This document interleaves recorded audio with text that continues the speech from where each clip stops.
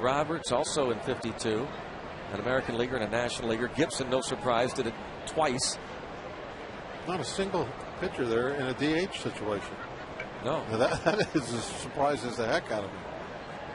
You know, with the DH going 6 innings is not, you know, what it is when you might fall behind and get pitch hit for in the National League. But oh, that really surprises me. I was thought that would be dominated by recent American League pitchers.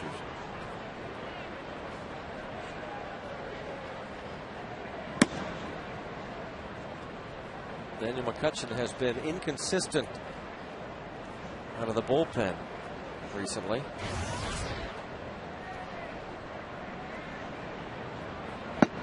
There's a chance to get a W here. He can pitch effectively. Pirates pick up a run or two. Be nice to see a Chan-Ho Park get this one tonight. 1 ball, 2 strikes on Sanchez. One more. Become the leader in wins. Asian-born pitchers. Down on strikes. Good start. This relief appearance for Daniel McCutchen. It could be a long one. If he pitches effectively, it will be. A lot of pitchers out there. The AGH cam. Showing you the strikeout. McCutchen gave up a run in 1 inning on Wednesday.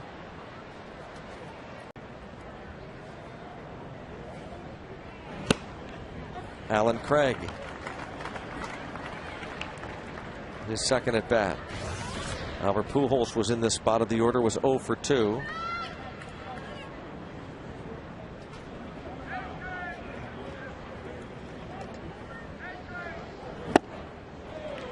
Morton going 6 innings, 2 runs, just 4 hits, and you could certainly make an argument that he should not have given up even 1 run. The wild pitch that went under the legs of Chris Snyder, starting catcher. Jaramillo in there now, and then the ball that was misjudged by Tabata in the 6th. So the Pirates have to be very pleased with what they got out of Morton tonight. And you would think, looking at this line score, 17 runs, 23 hits, that nobody pitched well, but Charlie did pitch exceptionally well.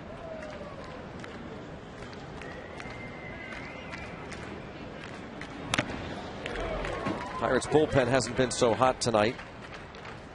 Maru pitched a scoreless 7th, but walked a man, gave up a hit. And then Lincoln giving up 3 runs, 2 earned. Walked a man, struck out a batter. Well, it's one of these situations right now where you just finding a way to get it in the barn.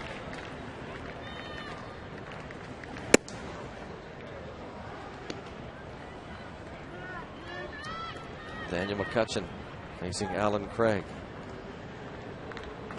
Cardinals about ready to fall to 12-25 since August the 13th, after they had been in first place in the division, and McCutchen nowhere close on that one.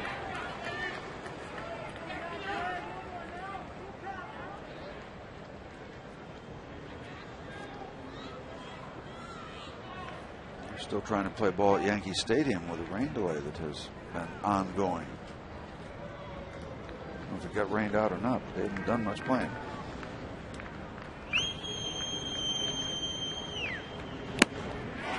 McCutchen gets Craig to offer at that high fastball and gets the strikeout. So now 1 out away from raising that Jolly Roger.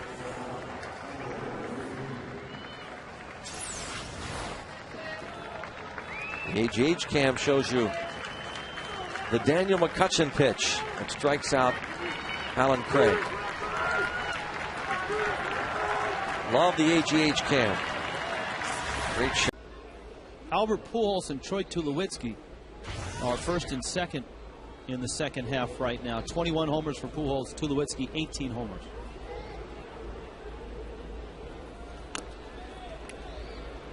But as we said last night, Tulowitzki hit 15 of those in September. Yeah. He didn't get that 41st or 42nd or 43rd RBI, though. I think it was Babe Ruth. 43 RBI is the most ever in September. And Tulowitzki ended with 40. Do you think the Babe may have had a few double headers in September? He probably had more than a few double headers.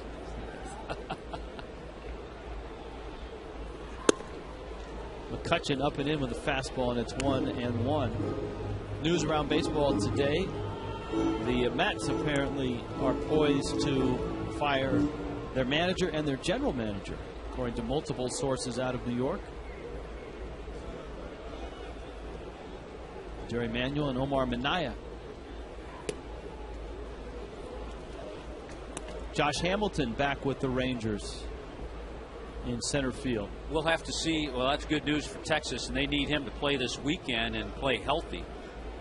We'll have to see if our Mets insider has any more information on that. Davis goes after a pitch in the dirt. It's 2-2. Got some great stuff from our West Coast insider about Buster Posey and the year he's having, the rookie with the Giants. Jim Thome back in the lineup for the Twins. First time he's been in the lineup for a week. And the Twins got some promising news on the Justin Morneau front yesterday, as he took batting practice and had a workout and felt good. So the hope is that he's ready if the Twins get to the American League Championship Series. Is the sixth pitcher used by Clint Hurdle. And remember, if your seat was cold, be sure to head to Fan Appreciation Prize headquarters. 22 Pirate pitchers in this 4 game. 58, Chad Billingsley. So it's one of those meet the Bucks series. Daniel 4-3. Trying to get some outs. 2 out. And Billingsley up there. Chad singled, hit into a force play, and struck out. Dodgers now leading 12-1. Bases still loaded, and a strike. 0-1.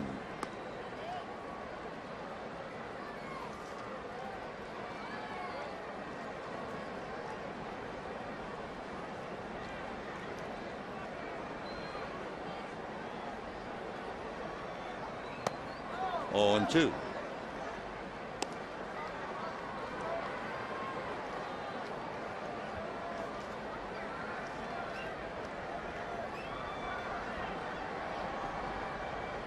Two out, bases loaded, 0-2 to Billingsley. Dodgers leading handily.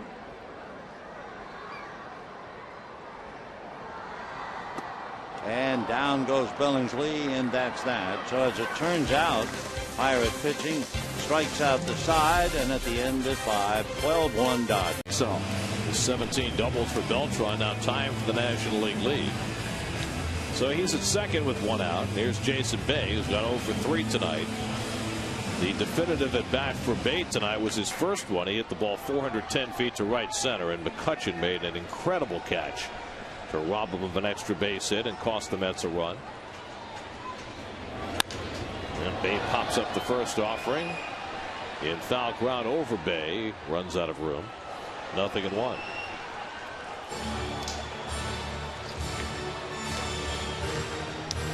Daniel Murphy, who has a pair of hits tonight, is on deck. Mets have 8 hits now, but still a long hill to climb.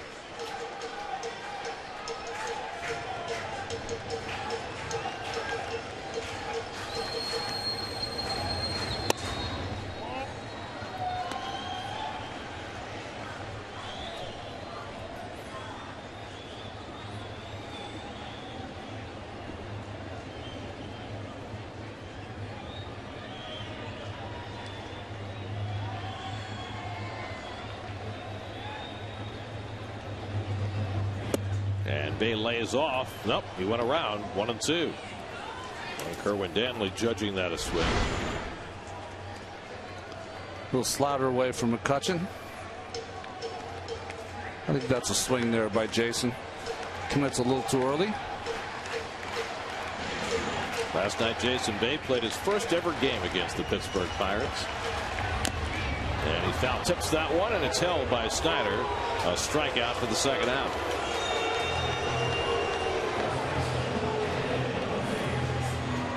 So 2 out of. Here comes Uggla. Daniel now at 102 RBIs. 32 homers, ties his career high. You know that in these last 3 ball games, he's thinking about setting a new career high.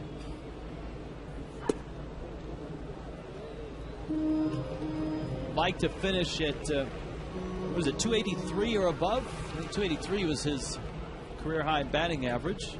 I'll tell you how consistent Dan has been too, and that's another thing. We've talked about the 2-out base hits, the RBIs, the hits the other way to drive in runs.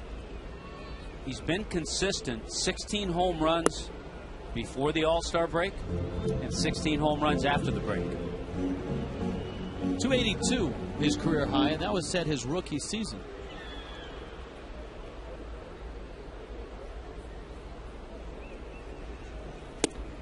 I had forgotten what kind of a doubles machine he was his second year in 2007. He had 49 doubles. Wow. In 07. The double last night, his 30th this year.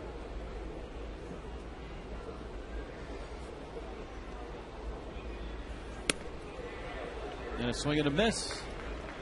And a high fastball. Yeah, the other thing that you like about Dan Uggla, this for Dan is his 157th game. He played in 158 last year. Everybody's favorite thing. Whatever they had, that was something that, it couldn't be something you were going to throw away. It had to be something you really liked.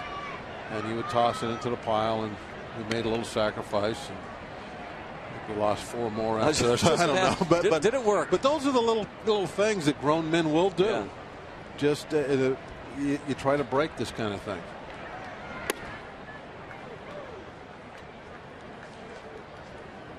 I think I'm on with Steve tomorrow night. We'll have to think of something creative for our open. Be tuning in at 7. I know Steve will have an idea. I think we walked under a ladder last year.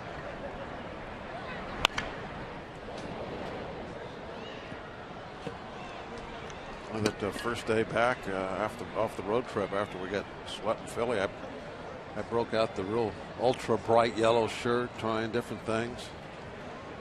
Nothing has seemed to have worked. There's Steven. Maybe we'll bring back one of those ties.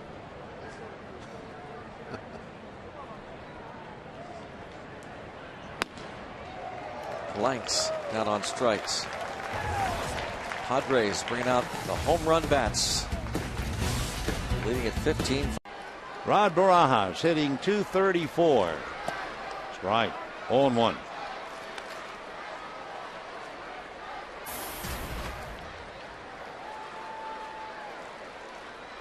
Down in the Dodger bullpen, Hung-Chi Kuo begins to loosen up. 0-2 the count to Rod.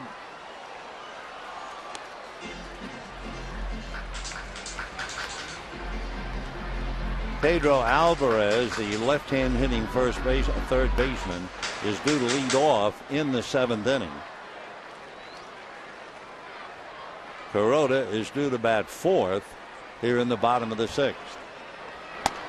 Off the plate, Rod chased it, pays the price.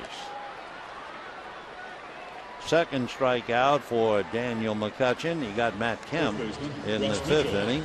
And Russ Mitchell coming up. McCutchen, after Hiroki Kuroda has gone through his 5 innings, so he is the pitcher of record. Hiroki has made 72 pitches. Daniel McCutchen is a Texan, born in McKinney, Texas, lives in San Antonio. 6'2", about 210. Came to Pittsburgh from the Yankees, along with Jeff Karstens and Ross Ollendorf in the deal that sent Xavier Nady and Damaso Marte to New York. By the way, we mentioned the name Jeff Karstens. I'm not sure where Jeff is, but the other night Clayton Kershaw was the nominee for the wonderful and prestigious Roberto Clemente Award, the nominee for the Dodgers, talking to Ted Lilly. somewhere in the Pirate dugout or in the bullpen. Jeff Karsten is the nominee for the Roberto Clemente Award. And boy, does Clint Hurdle talk about the big heart of Jeff Karstens. I wish I could recognize him and put a spotlight on him. I don't think any of us know what he looks like. But boy, Hurdle telling me about all of the marvelous things that young fella does for charity, for hospitals, and the kind of a guy who does it without any fanfare. No media, no camera work, nothing. But at Children's Hospital almost every day when the Pirates are home, he must be quite a guy. Jeff Karsten, maybe we'll see him before this series is over. Jeff, by the way, just happens to be from San Diego and was drafted by the Yankees out of Texas Tech.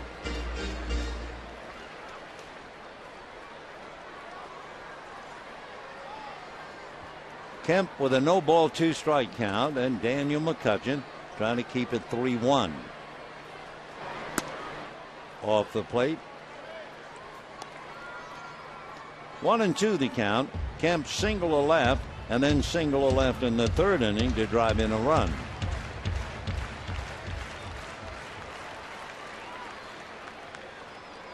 One and two to Matt. 111 runs batted in. And down he goes.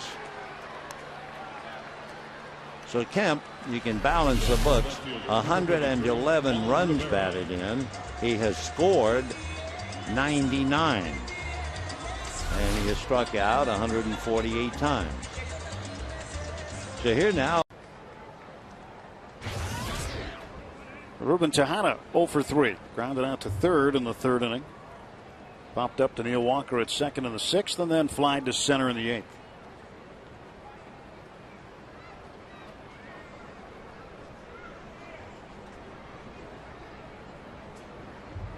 Well, this one's a tough one to swallow today.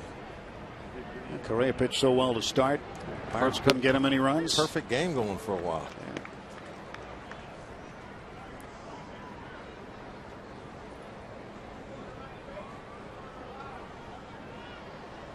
You get the weird play of the year.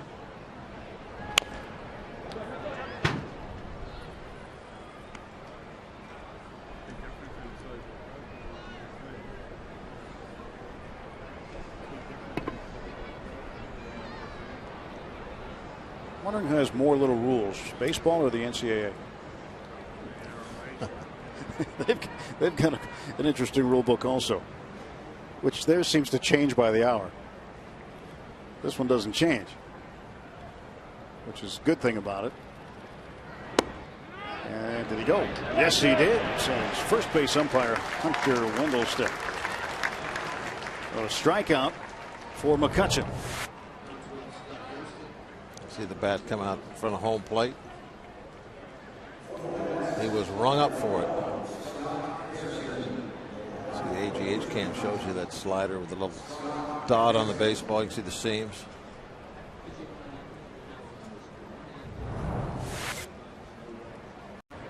McHenry, Paul, and Andrew McCutchen duo.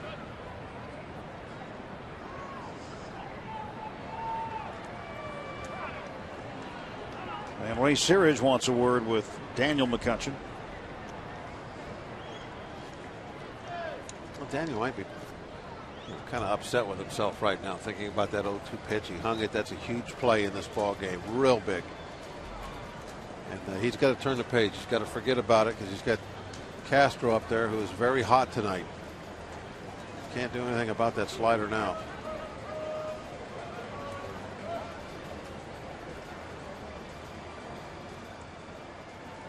See the number 10 patch on the sleeve. We've told you early on that's for Ron Santo.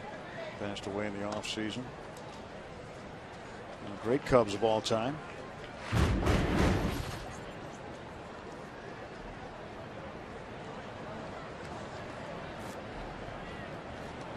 Well, Castro digging back in against Daniel McCutchen.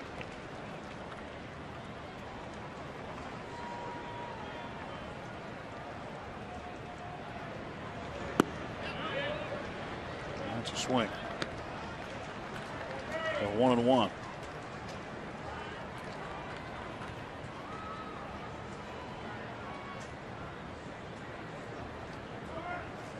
Wins have been rare for the Cubs on the road. 18-34 away from Wrigley Field. 13 games under 500 against Central Division opponents at 16-29.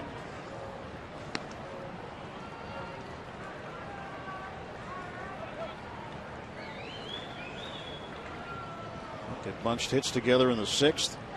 That's been really the difference in the game. Pirates have had some offense, but it hasn't been enough yet. And Castro will take strike 2. 2-2. The Cubs will be one of those interesting teams to watch in the offseason to see what direction they go. That they try to just add to what they already have, which kind of looks like that might be their plan since they didn't really make any moves before the trading deadline.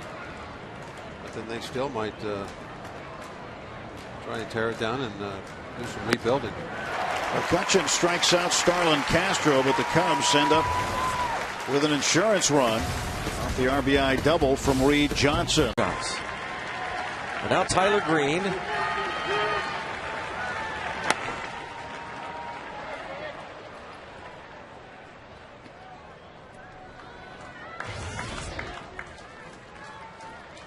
Talking about raising that Jolly Roger. The Pirates for a couple years have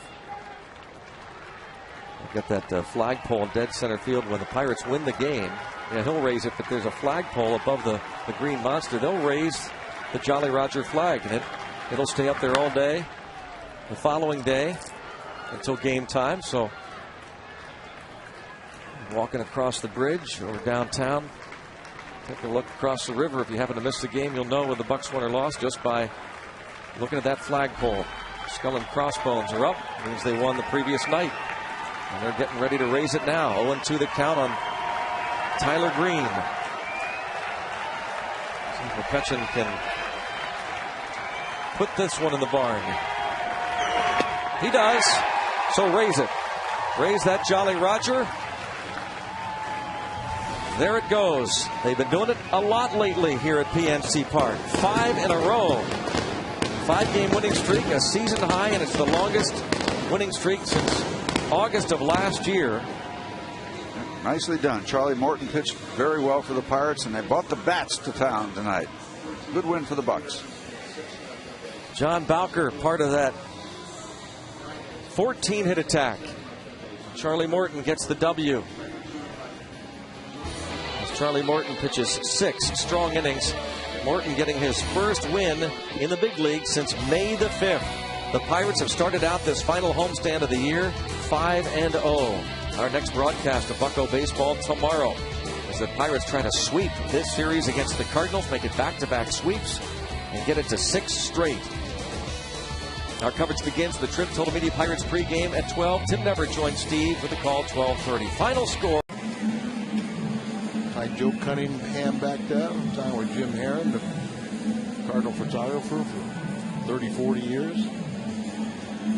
Daniel McCutchen, recalled for this start, came in with an ERA over 8. From Norman, Oklahoma, and he pitched at the University of Oklahoma.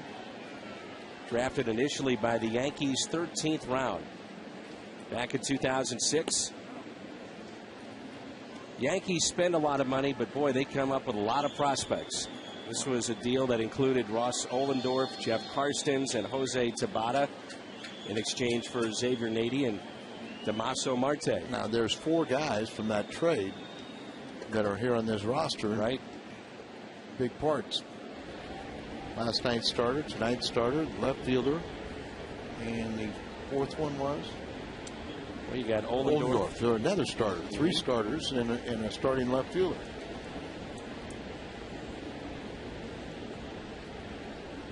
Runner at first. No balls in a strike on Yadier Molina. 1-0 St. Louis and an RBI by Jeff Suppan in the second. Runner goes and safe at second. Colby Rasmus. Cardinals were nailed 3 times last night by this catcher.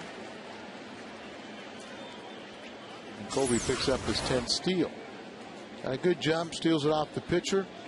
Throws Sales a little bit, but Colby was on past the second baseman, so the tag was late. Big gap in the left center for Yadier Molina.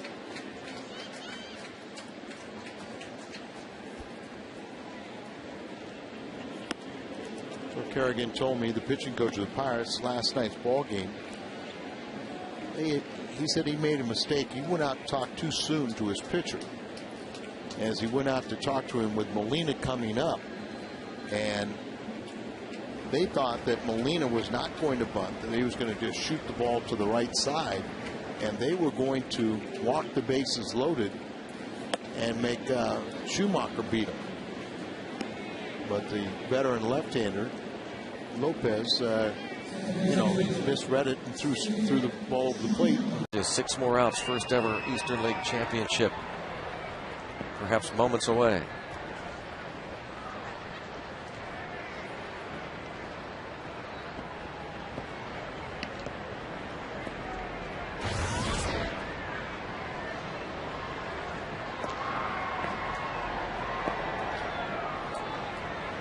Miguel Montero hit into a double play, walked and struck out.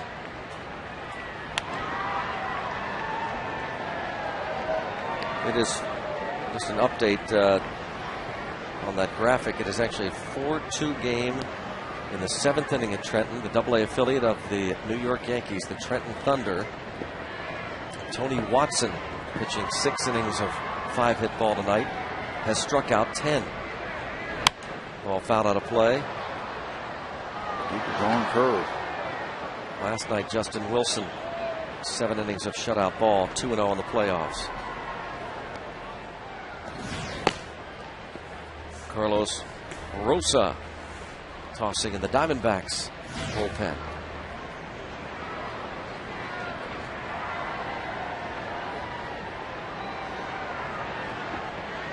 Let's just get this thing settled down here so Diamondbacks don't get on some kind of a run. Get that one out just to get their attention.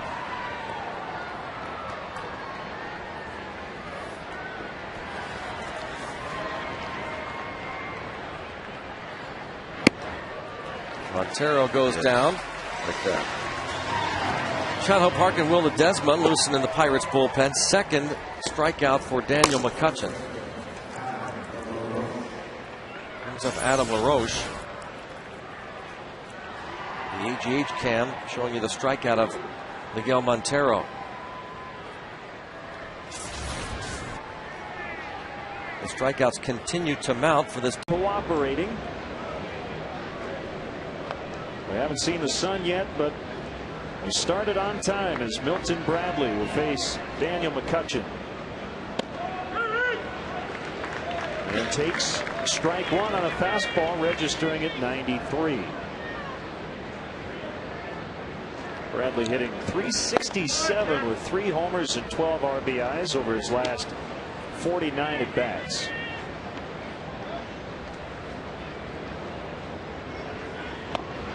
Swing and a miss. And now ball and 2 strikes.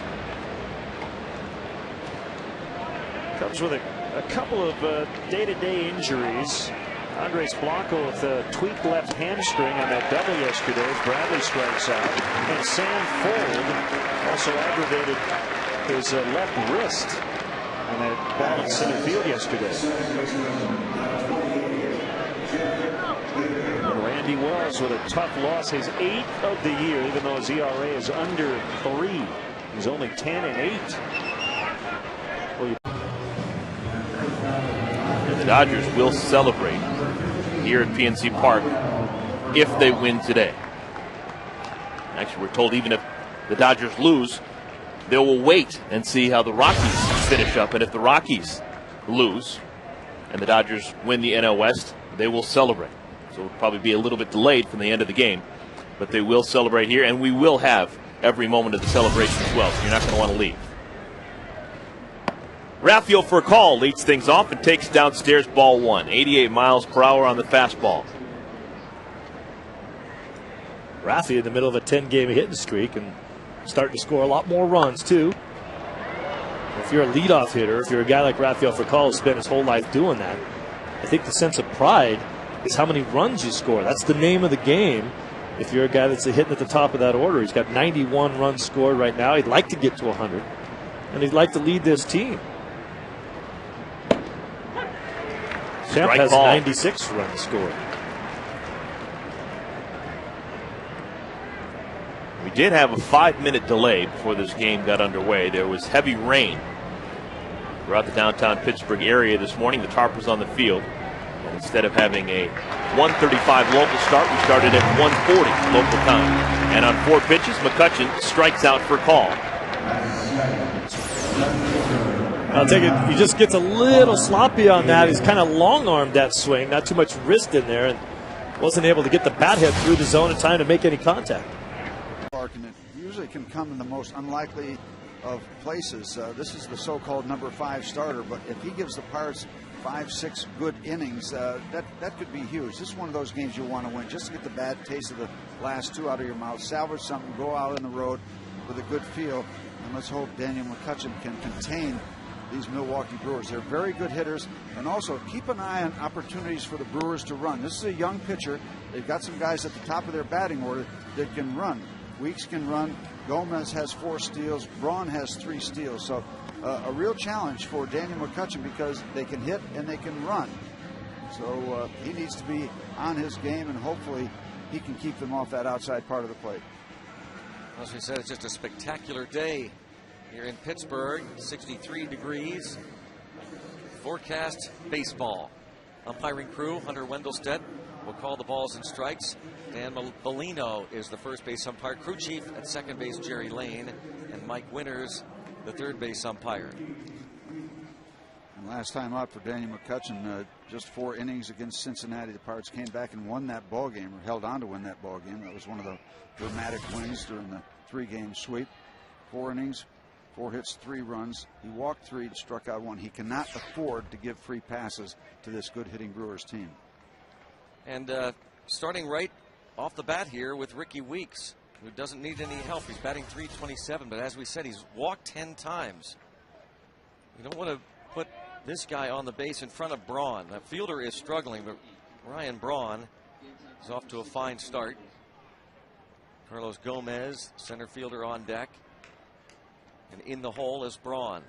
1-0 pitch, 2-0. And you might have seen the story today in the paper, Joe Kerrigan talking about Charlie Morton's struggles, and he simplified it to just one issue, and this really goes with the entire staff and probably every staff in baseball. Throw strike 1. Yep. First pitch, strikes. Get out in front. And that's usually McCutchen's game, Steve. We just have not seen it just yet. Now maybe it's a bit of early season jitters from Daniel McCutchen as Joe Kerrigan looks on. McCutchen's spot in the rotation not necessarily solidified. He did make his first start on the 11th when the Pirates first needed a 5th starter, and then was slated to go back possibly to the minor leagues, but then Ross Ohlendorf got hurt. Well, the thing is with Daniel, you know, he's not a baby anymore. He had 6 starts last year, so he should be getting the feel of the major league atmosphere. So there's only so long you can use that as an excuse. Not that he does. I don't think he does. But when people look at that, they'll say, well, he's still young. Well, he's had enough starts now where he should be getting more and more comfortable each time he gets out there. He is 27 years old, former pick of the Yankees, Rays, Cardinals, Yankees again. And strike 3 right on the corner. Nice start for Daniel McCutchen. And that scares me to death because that's what Charlie Morton did the other night. Yeah, good comeback behind 0-2, and then hits the call, 3rd strike, knee high, gets the call, and he's off to a good start. Renamed the Roberto Clemente Bridge. And then a great shot of downtown Pittsburgh. All these bridges have names. That's the Roberto Clemente Bridge. A little bit further down is the Andy Warhol Bridge. You got to know what bridge to take to get where you're going. Virtually none of those bridges were of any use when the Dodgers first came to town late Thursday night. The G20 Summit was in full swing, and it was a big-time security lockdown in downtown Pittsburgh. don't know if I've ever seen anything like it. Even the 7-Eleven right next to the hotel was closed. That never happens. That's their convention center. That's where everything went down on Thursday and Friday at the G20 Summit. Well, the show of force was amazing here, and you know the thing that amazes me more than anything else is obviously the airspace control was even more heavily guarded, and we didn't see any of that. Occasional helicopter would fly over, but you knew that there wasn't anything getting near this place. It was the safest place in the world to be. Talking about all these bridges here in town being named, they're all exactly the same, and they're all painted yellow. They have to be named. Swing and a miss. Martin strikes out against McCutchen. McCutchen's now retired the first of 7 he's faced. This Friday, join the Dodgers as they celebrate Tommy Lasorda's 60th season in Dodger blue. To commemorate. GNTV.com, brought to you by The Great Escape, for up to the minute information and stats designed to give you everything you need to know during the game. The WGN Sports Game Zone is available for every Cubs game and is brought to you by The Great Escape. Pools, patio sets, play sets, hot tubs, and more.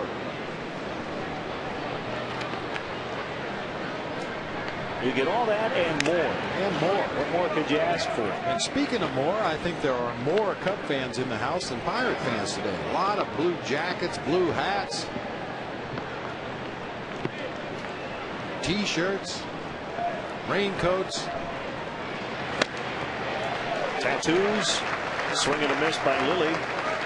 Hey, Cub fans, when you're at Wrigley, make sure to buy a bottle of ice-cold Pepsi or Diet Pepsi from a vendor. Then check for the Cubs Win sticker under the bottle for your chance to win an overnight stay at the Abbey Resort and Avani Spa on Lake Geneva at Fontana, Wisconsin. The coaching staff probably reminds the players each half inning as they go out to take their position, keep your feet under you. Don't overextend. It's almost like occasionally you have to kind of tippy-toe after the ball just to make sure you keep your feet under you, make sure you have a base. Ball by Lilly, it's foul. You really get out there and get extended, like McCutchen very nearly did on that play on the right side. That's when injuries can happen rather quickly on a sloppy, wet field.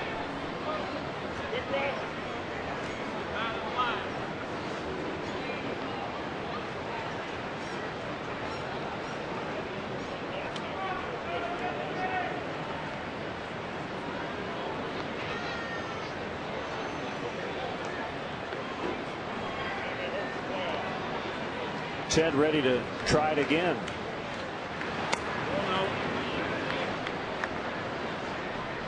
One and one.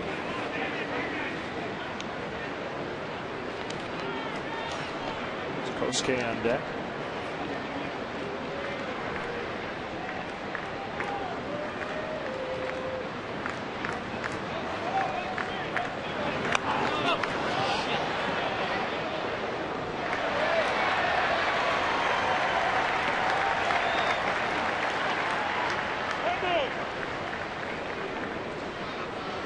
Cubs are in second in the division, but 11.5 behind St. Louis.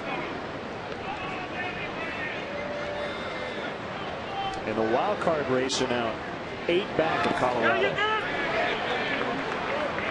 And Ted apparently went around. That's a strikeout. Unable to pull the bat back. Yeah, he did. I just kind of stabbed at it a little bit until he realized the pitch was going to be down out of the strike zone and pulled it back too late. 17-year big league career. Good. Also time with the Indians. 5-time All-Star. Won 4 Gold Gloves. Played in 3 World Series with 3 different teams. The Giants in '89, the Indians in '97, and the world champion Diamondbacks in 2001. He had that run with the Giants. Most of the All-Star years, I think, divided maybe between the Giants and the Diamondbacks. He might have been the best third baseman in the National League during that stretch.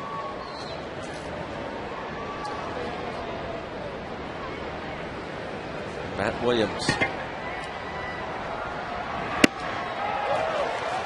A little high heat from Mr.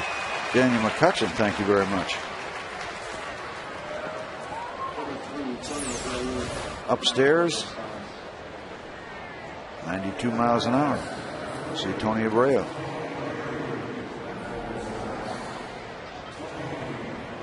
The AGH cam shows the strikeout of Gerardo Parra by Daniel McCutchen. 232, 3 homers, 9 runs batted in for Q. Pirates starting pitchers have an ERA of 5.56 as a group. Brad Lincoln was the starter last night. He took the loss, giving up 7 hits and 5 earned runs in 5 innings, with the Astros winning that one 6-2. Big night for him, though, as his family and friends were here watching. Strike one to Q. Daniel McCutchen might have some family here from McKinney, Texas. I should hope so. 4 balls, 2 strikes. Brad Lincoln the day after. He had been coming off a beauty the game before.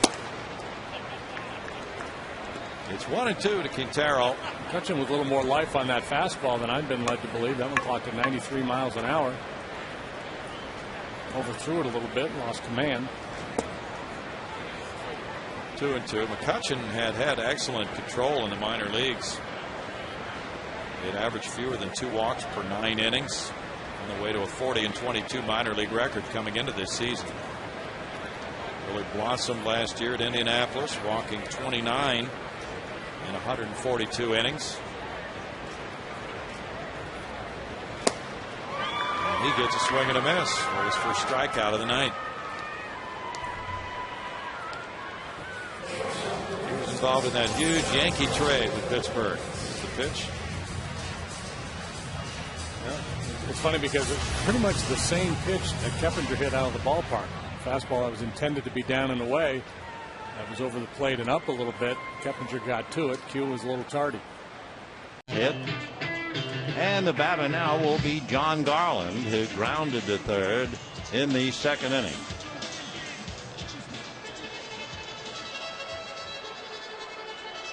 Two runs, 5 hits for the Dodgers. 1 run, 4 hits for the Pirates.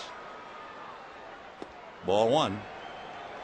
It is 4-0 Giants. They're now in the top of the 6th inning, behind Tim Lincecum.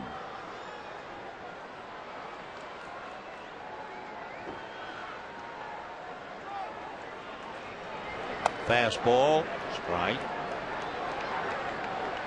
Fastball at 87. The fastball that hit Blake was 90. 1-1. Casey down the line from third with 2 out. Another fastball and another strike. That one was up to 93. Daniel McCutchen, soon to be 27. And that will do it. So a little slider takes care of Garland, but not before the Dodgers get a couple of breaks. A walk, a hit batter, and a base hit, and they lead 2-1.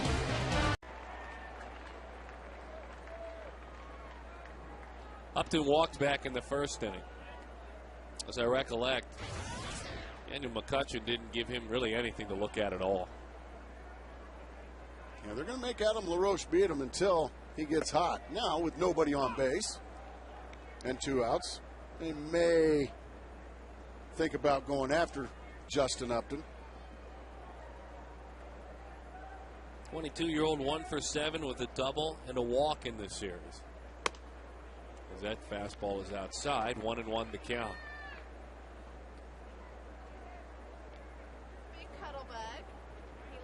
See, Justin's just looking for a cookie there. Sit on the couch with you and leave the driving to us. 1-2 the count. I heard the handler up there saying that puppy would like to sit up on the couch with you. You better make room on the couch. Tough to find a dog that doesn't like a good couch. Oh, that was quick. Tough to find a hitter that enjoys a Make sure to buy from your Pepsi vendor for your chance to win with Pepsi in the Abbey Resort. A strike on Fukudome. I've got to guess in terms of team logo tattoos, the Cubs are probably right up near the top in Major League Baseball. I don't know how many people are running around with Washington National logos and things tattooed to various body parts.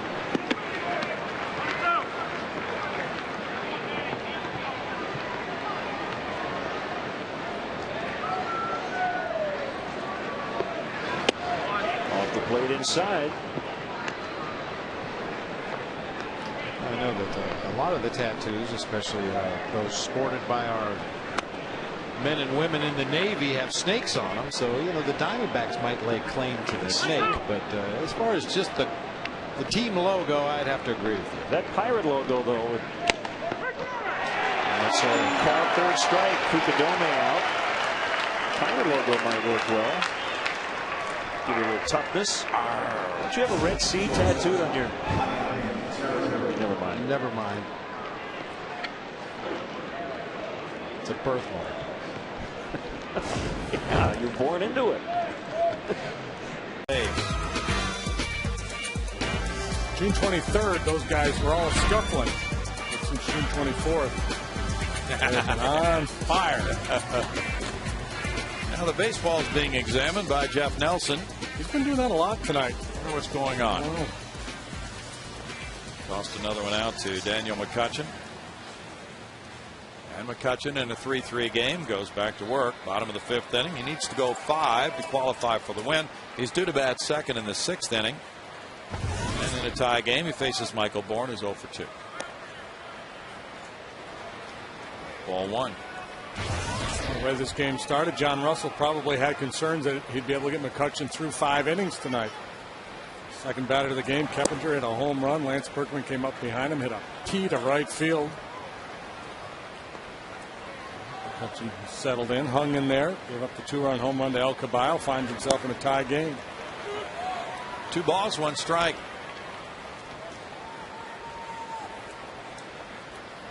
McCutchen pitched 3 times in April, then he was demoted to the minors. At Indianapolis, he's made 10 starts this season with an ERA of 3.86. As a major league pitcher on the road this season, 0-2, his ERA 11.32. So if he could win a game tonight in these circumstances, it might be very meaningful for him. He gets a strikeout for out number 1. Third strikeout for McCutchen.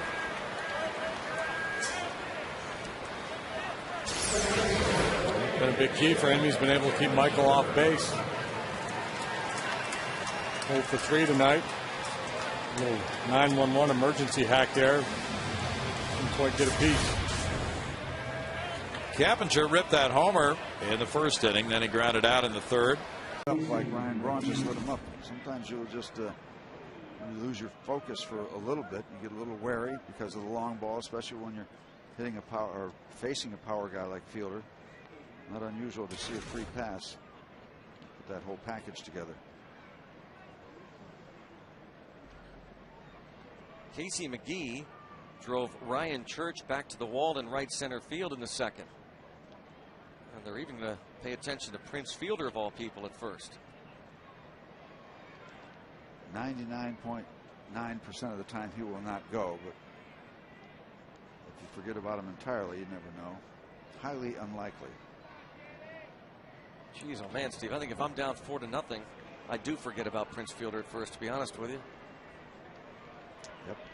I think I'm going to be locked in on McGee, trying to get this batter to hit into 2 if you can. Fielder, a huge specimen over there at first. Attempted 5 steals last year. Caught 3 times. And we check out the PNC achievement brought to you by PNC for the achiever in us all. Casey McGee, extra base hits tied for 3rd with 10. 20 hits tied for 6th. 4th in slugging, 4th in total bases.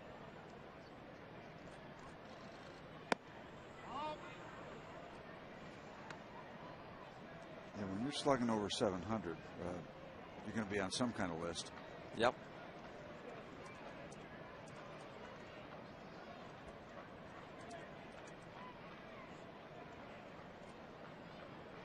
One ball, one strike.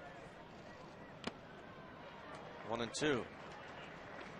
Casey McGee looking like one of and one of the best pickups baseball has seen in the last couple of years.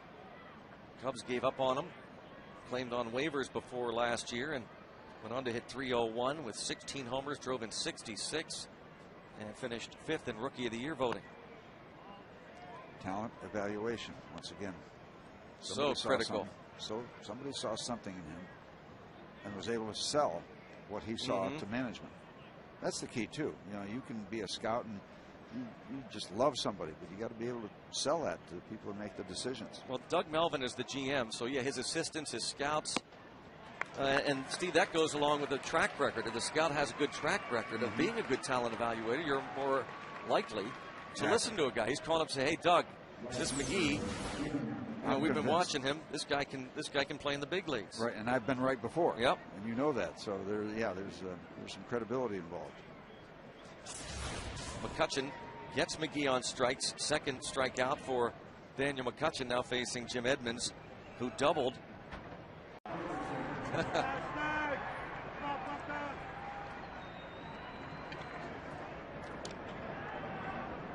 Obviously a playoff, the group, the Village people. And now Chris Dickerson leads off and shows bunt from McCutchen and takes ball 1. Yeah, the Reds 5-6, Pirates 5-5 going into this second game of a 3-game set. Dickerson hit a pinch hit triple to lead off the 9th inning last night off Octavio Dotel, and he scored the tying run. 1 ball, 1 strike. Now, McCutchen's going to be in the high 80s, 87, 88, 89, and he's going to be the warmest guy out there. So that's another reason you want to pitch, because everybody else is going to have to stand around a good bit. That pitch misses. But Steve, you get the ball and you get to keep warm a little bit. I was going to say, this could change, but he's not afraid. No, McCutchen. No. Really of anything. He certainly doesn't mind the weather and normally throws strikes. Now, some people, Lastings Millage, the Bradenton, Florida native, not all that keen with this 41 degrees. But a guy like Daniel McCutchen, as you say, Steve, these pitchers like this, or they should anyway. And it's 3-2. Drafted by the Yankees back in 2006 in the 13th round out of McKinney, Texas. Yeah, you got to embrace the opportunity. You can't be concerned about it or apprehensive about it. I think he showed a lot in spring training when he had to have a great spring, and he can't control what the competition does. In this case, Kevin Hart. He has to go out and try to do what he's going to do. And he would be the first one to embrace a rotation with he and Kevin Hart both in it. But he's trying to win a job. He won the job. 3-2 count on Chris Dickerson. And he gets him. Nice comeback from the 3-1 count. So Daniel McCutchen strikes out Chris Dickerson to start the ball game. The same way Zach Duke struck out Drew Stubbs last night, and he gets a little help from the leadoff man as Dickerson chases a bad pitch that would have been ball 4, but it becomes strike 3.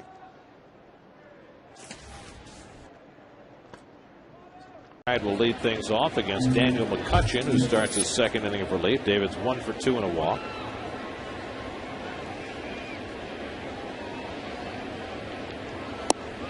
And takes a strike from McCutchen. Starter Paul Maholm went 3 2/3, allowed 7 runs, only 2 of them earned on 7 hits. Chandler Park worked a 1-2-3 fifth, and now McCutchen in his second inning. Now, where would you guess? We don't know the answer to this yet. Where would you guess he's going to stop next? Oh, we're getting a clue here, though.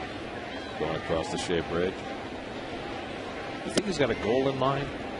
He looks like he's walking very purposefully. No, he went upper tank. So there any other games on? Maybe he's going to go inside the club. Wright takes a fastball, strike 3 called. So David has struck out for the second time tonight, 149 for the season.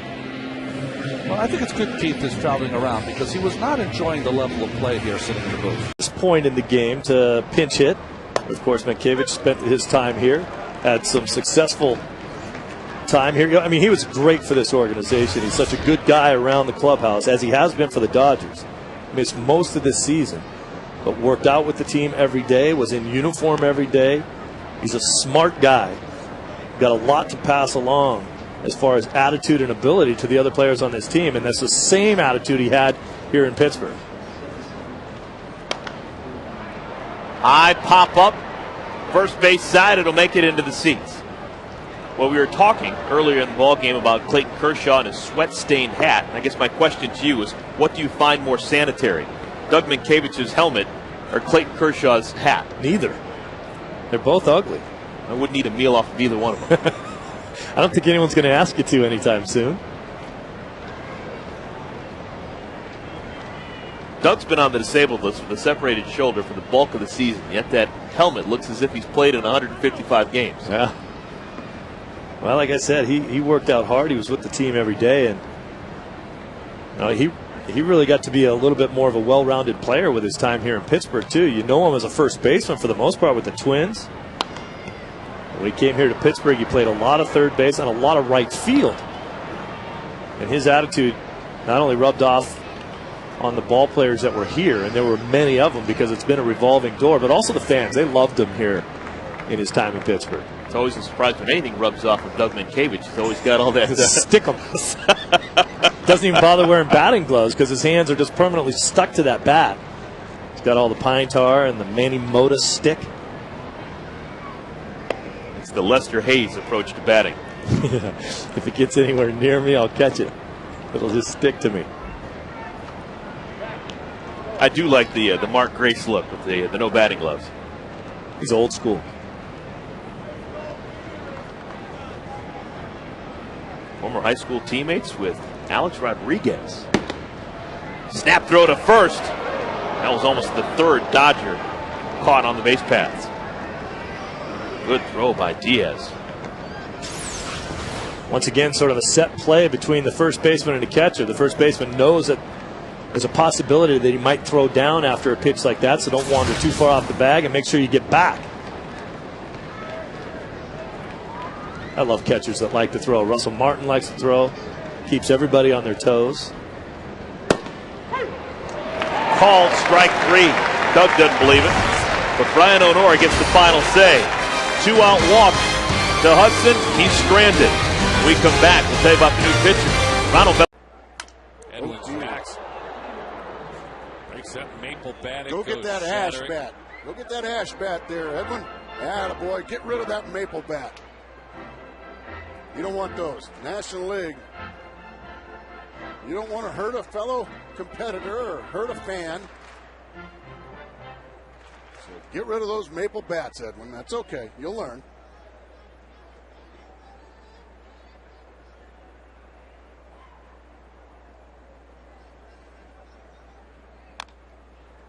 That one is rolled foul at home plate. So Chris Snyder, who last year, because of back problems and eventually had a minor back procedure, hit just 200. And a slugging percentage Chris did last year of just .352. Wasn't the case 2 seasons ago. There was more offense, a higher slugging percentage. As that one is away. Boy, I can't even imagine how good that makes him feel.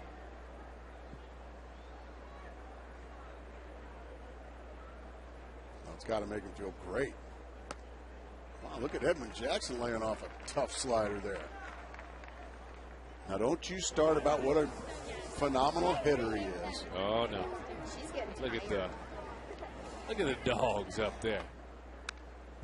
They're saying that dog will hunt. You throw me another one of those fastballs.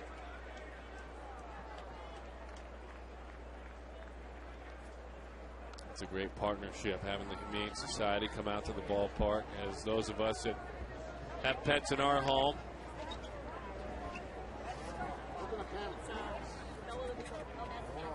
Look at that. He just wants one at bat, he says. He goes down on strikes, but his battery mate given the opportunity to pick up his teammate. Guess what? He did. Chris Snyder with his first home run of the year. A little over 9 per game. Yeah.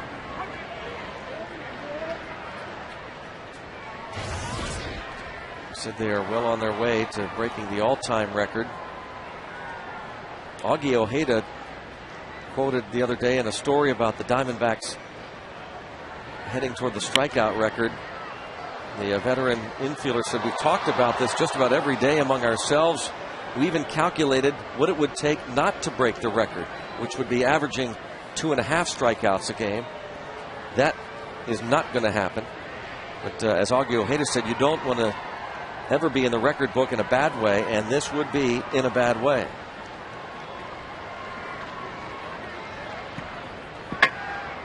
They just faced the Reds in this on this road trip, and another one, and that one, LaRoche strikes out of the ball well out of the zone upstairs.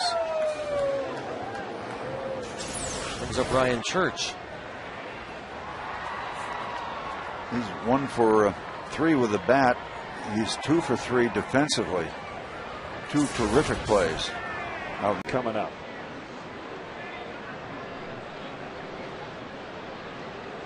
It's a little too happy.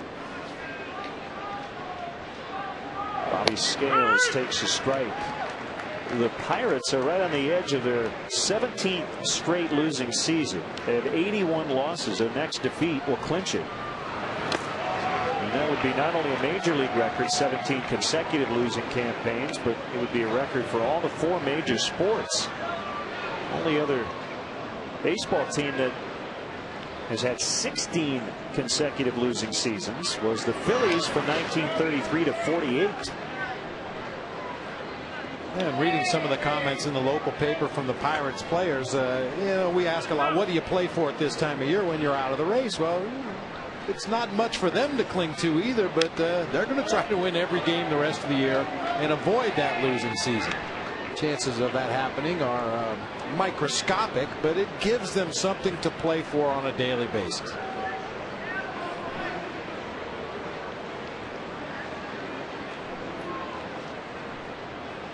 I guess if they win 28 in a row, they can avoid it. Scale strikes out. And more so than anything else, this Pirates ball club, and I think we talked about it last time we were here in Pittsburgh, is a lot of these guys are playing for jobs next year. A lot of young players, a lot of very untested players that are going to get an opportunity in this last month to show the Pirates organization whether they. Mo's not a good hitter. He's hitting 111 this year, which is probably his best year ever. He's 1 for 9. Career 045, 9 hits and 201 at bats for Brian. That quote that you always hear baseball players talk about, stay within yourself. And sometimes you say, well, you got your 8-hole hitter up there. If you got Wandy on deck or Paulino, a guy who handles the bat pretty well, hey, go ahead and swing it on hell. Try to get yourself an extra base hit, and we got a chance to drive you in. But with Mo coming up next, it makes sense. Do whatever you can to get on base, clear this spot. We don't hear that from Joey Chestnut or any of the competitive eaters on the circuit these days. Stay within yourself? Yeah. Taking one hot dog at a time. Big scandal there on the 4th of July at the Nathan's Hot Dog. What happened? Oh, Kobayashi tried to crash the party. He's in a contract dispute with the Federation or whatever it's called of eaters. And spent the night in jail. Are you making this up? No. Obviously, it was all staged. Widely reported, obviously. Yeah, because in advance of it, that was the big scandal. Kobayashi's not going to participate. Then the rumors were that he might show up and tried to storm the stage. It's great stuff. Great theater. And there's the strikeout, but the Astros do get the pitcher to the plate to make the final out. It's no runs a hit and a man stranded. It's 1-0 Houston. And a new pitcher is Daniel McCutchen. He came over from the Yankees. That was a big swap. And Xavier Nady 2 years ago went to New York, and Pittsburgh got this man McCutchen. Ross Ohlendorf, who has been starting for Pittsburgh this year. Jeff Karstens, we saw last night, good looking out pitcher, and Jose Tapada was becoming a really good-looking hitter. So that was a good Pittsburgh trade. Well, McCutchen throws a fastball, a splitter, slider, and a curve. High 80s, low 90s from the right-hander. Swingman, long relief guy for John Russell. And Torrealba, a single and an RBI walk, bases loaded walk in the 5th inning. Now it's time for the Padres to get those runs back. McCutchen from Norman, Oklahoma. The campus of the University of Oklahoma, located there, of course. Boomer Sooner. And he was a footballer in his high school days there. Drafted by the Yankees out of the University of Oklahoma. And he was one of the all-time strikeout leaders for the Sooners.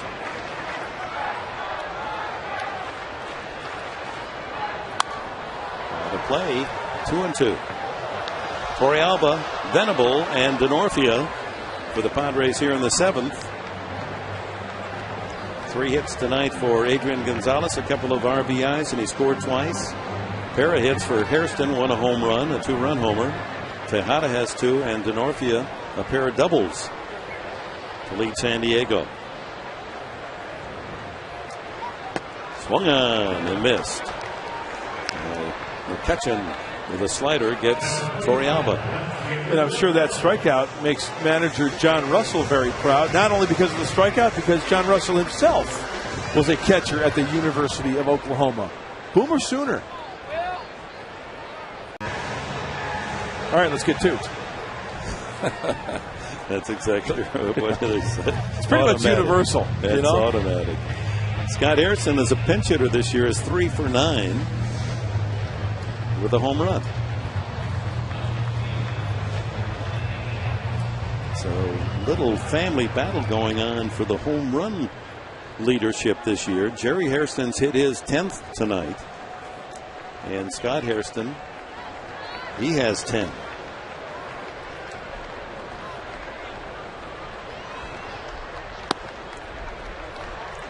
Slider. No offering, no double play. 7-4 the score here in the bottom of the 7th inning. Giants have taken the lead again, 5-4. Seesawing back and forth with the Cubs. Pickoff move. Walker was well executed. Timing was good, but Venable able to dive back. You know, that might have been set up when the pitching coach was out there saying, hey, first pitch, breaking ball away, and then on the second pitch, before the second pitch, let's try a timing play at second base. Also, you got to be aware of that throw behind the runner at first base. So, Chris Denorfia, be aware. There go the runners. The throw to third base, not in time, and Venable and Denorfia pulled the double steal. And that's number 20 for Will Venable. Denorfia with his 5th. Well, after the timing play at second base, it's a fastball. High throw down to third, and Will in safely. It's a double steal. It's a double King Stallman stolen base. 2 times. Means if you're in for a couple of problems there, you'll bail you out twice. Yeah. Heaven forbid, huh? Check swing. Didn't go around. Yes, he did, says first base umpire Carapaza. So 1-2 to Scott Hairston. Infield is in. I don't even have to look at the side swing. He most definitely goes on that one. That would have been a sarcastic double, a potential triple. Thank you. Absolutely right. Let's see if Hairston could put a full swing on one. What might happen? I can't see McCutchen throwing him anything other than a slider. Another one. And he punched him out. Boy, that was a perfect pitch. No argument from Scott Hairston. That pitch is very, very close. But as it crosses the plate, look where it is, right across the knees. Yeah.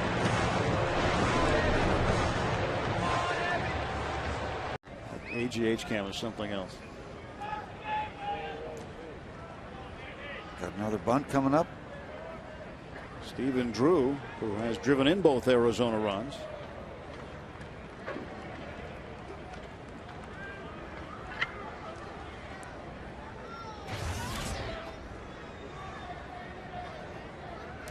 McCutchen ready to go. He'll throw to first instead, and Parra dives back.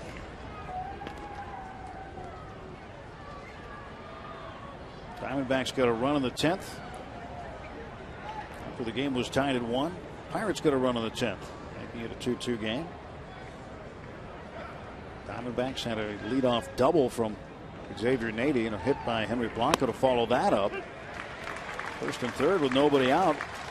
And a strikeout by McCutchen of Ryan Roberts, and you get Kelly Johnson to hit into a double play. And Stephen Drew wondering where that pitch was. It could be called a strike, but it is. He's behind in the count 0-1. No sign of a bunt attempt there. The 0-1. Inside, 1-1. McCutchen trying to come way inside on Drew. Stephen Drew checking down at third base with third base coach Matt Williams, who just went through a long series of signs. He's a good third baseman.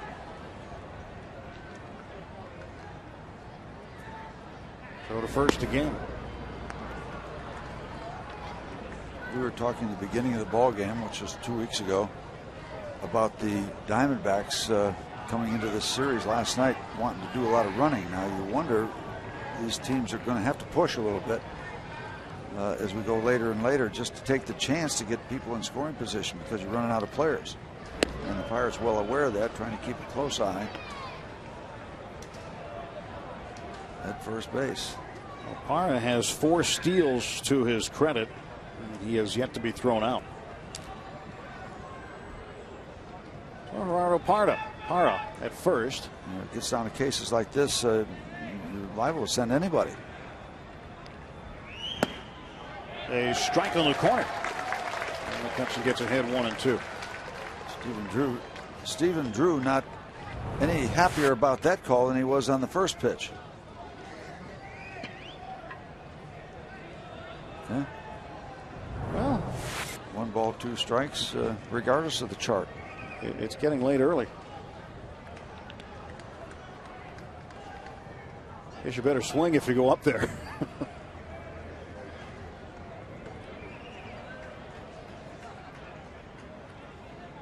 There's the 1-2. Andrew pulls this one foul. You ever notice that, Steve, when you were pitching in a game, late in the game, when strike zone got a little wider? Well, no, I really wasn't in the game late. You were a couple of times. Yeah, well, more than a couple of times. I don't know. How many complete games did you have again? Well, a bunch, but a lot. You know the number. Well, I'm talking about the umpires now. I know the exact number and what dates they occurred. Barometric pressure. But the no, I think the umpires play it pretty straight. I really do. I just have ultimate respect for baseball officials. I would stack them up against any other group of professional officials. It's hard to do. They do it every night. Swing and a miss, and down on strikes goes Stephen Drew. Well, the umpires do it every single night. In the other sports, they don't. They get nights off in between. Football's once a week. Wow, look at the downward action on that pitch. Well done by Daniel. He gets a very important first out. The Diamondbacks decide not to try to move the runner to second base, give up the out. It's that, as you said, Steve, you relax, be yourself, don't worry about any outside distractions. You're in the flow. And every starter looks for that, especially early in your major league career. Daniel McCutchen hoping to find it, hoping that it's going to come in, and sometimes you'll see it in that 4th and 5th inning. Yeah, I'm this good. I can be this good. And all you do is you just take off. 0-2, quickly ahead of Raul Ibanez is Daniel McCutchen.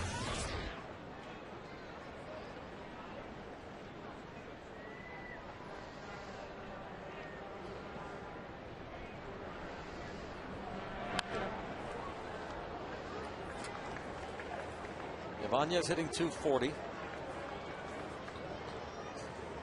6 home runs, 36 RBIs. As a team, the Phillies a .259 average. That's tied for 8th in the National League.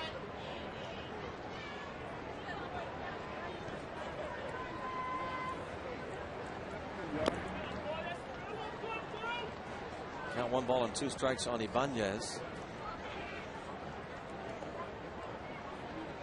On deck, Brian Schneider. Phillies are 5th in the league in homers. They've hit 78. The Pirates next to last, just to give you a comparison. 50 home runs hit by Pittsburgh.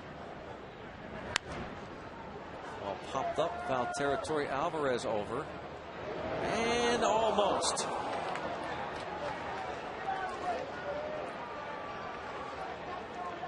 A leaner.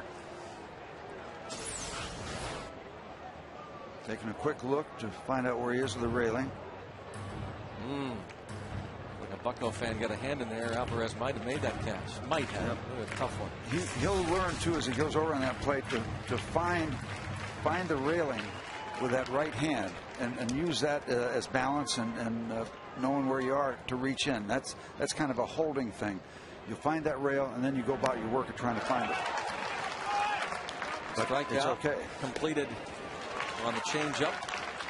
2-3. Back-to-back Ks now for McCutchen. There's a Brian Schneider.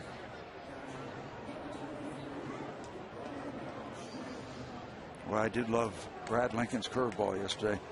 And I'm sure Joe Kerrigan is going to monitor the fact sometimes pitchers will fall in love with off-speed stuff for the very simple reason it's more fun than to just try to throw the ball by somebody. You trick them, you make them look bad. There's a little subconscious devil in the back of your mind that attracts. A lot of fans ask why CC Sabathia got a bobblehead. He was only in Milwaukee for half a season. And the reason is this is the season the Brewers are celebrating the 40th anniversary. And they had one bobblehead from each decade the Brewers were here. Kind of the signature moment or player. And Cecil Cooper has been honored with a bobblehead. His great moment, the base hit and RBI. Got the Brewers to the World Series in '82. It's the ALCS and it's the Angels. So that's why. So Sabathia, you'd have to say the signature moment of the 2000s, the decade of the 2000s, either Braun's home run that won the game or the Sabathia complete game. As Weeks strikes out, inning is over, and we are headed to the 6th. 8-3 Brewers. No reason to take a risk. You've got runners first and third, nobody out.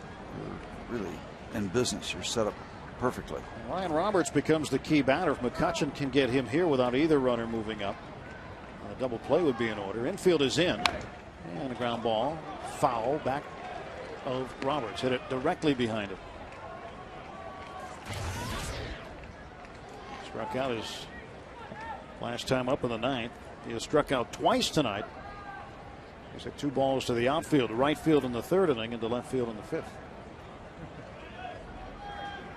Infield drawn in. 1st and 3rd Diamondbacks. 2-2 game in the top of the 11th.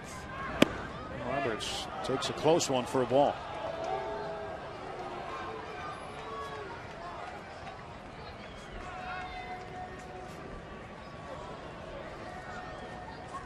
Well, you're looking for a miracle here. Very few occasions when a team has runners on 1st and 3rd, nobody out, that they don't score. 1-1. Now it's 2-1, and McCutchen falls behind. Well, the play you want right here, Steve, is a line drive that's near 3rd base. Yep. Wood catches it, steps on the bag. Blanco falls down somewhere. They throw to first to get out of the inning. Well, that's how you draw it up if you could. If you're talking in the subject of miracles, yeah.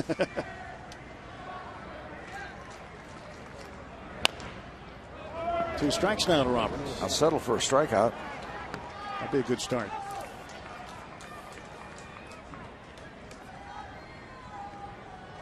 Ryan Roberts started the game at 3rd base. Second base, beg your pardon. Started at third last night, but then has moved over to third since Kelly Johnson has entered. Both Johnson and Stephen Drew coming in the 8th inning for Arizona. 2-2 the score, and the 2-ball, 2-strike pitch is swung on and missed. Strike 3. Well, a nice job by Daniel because he worked him inside, and really got his attention in there, and then went away and got the swing at the bad pitch. That strikeout was set up by previous pitches inside the strike zone. He was inside with those pitches, went back out, set it up beautifully. Well, step 1 of the Miracle Network.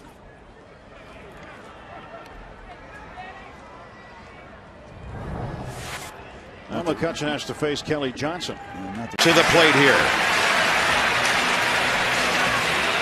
A pretty good at bat last time from Ryan Zimmerman. Flew out deep to left field.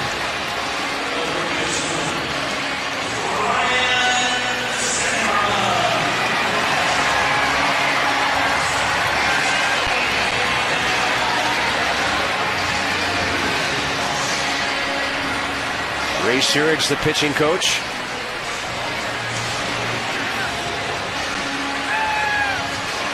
And see, this is where it could get very interesting the second half of the season for the Nationals. Ryan Zimmerman gets hot, Michael Moore stays hot, and Jason Worth locks it in and starts to swing the bat better. You're looking at 3, 4, 5. I mean, what do you do in a situation like this? I mean, you got your 2 rabbits on. You got Roger Bernardino on second base. Maybe Danny Espinosa starts hitting second in the second half of the season. He stays locked in. Now all of a sudden, this is looking like a pretty good offense. You know, if there's any conversation I'd love to hear during a game, it's the manager and the bench coach all night long. A guy like Corrales, a guy like Johnson, how fascinating would that be? Well, you want to have somebody you can trust as your bench coach, and you also want to have somebody that's not afraid to tell you that's the wrong decision.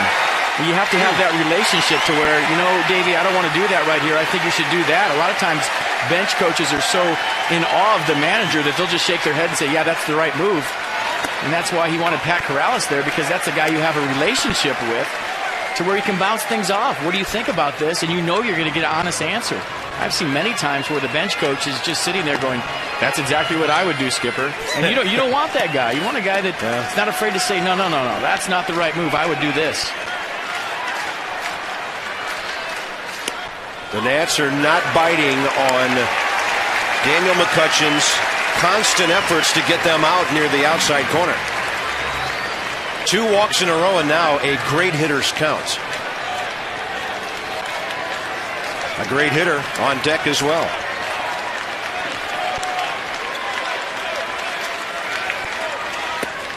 Zimmerman trying to attack the 2-0 heater.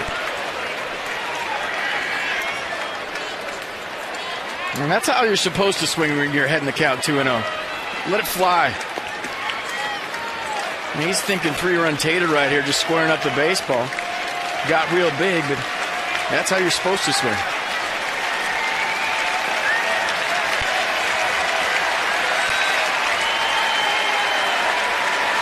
Crowd's getting into it.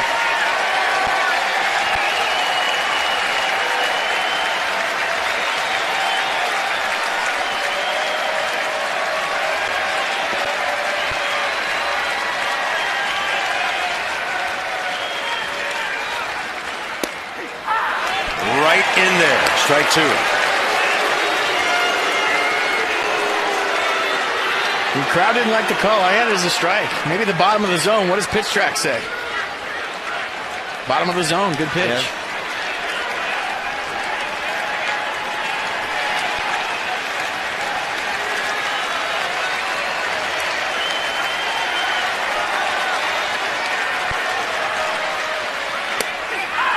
Ryan Zimmerman strikes out.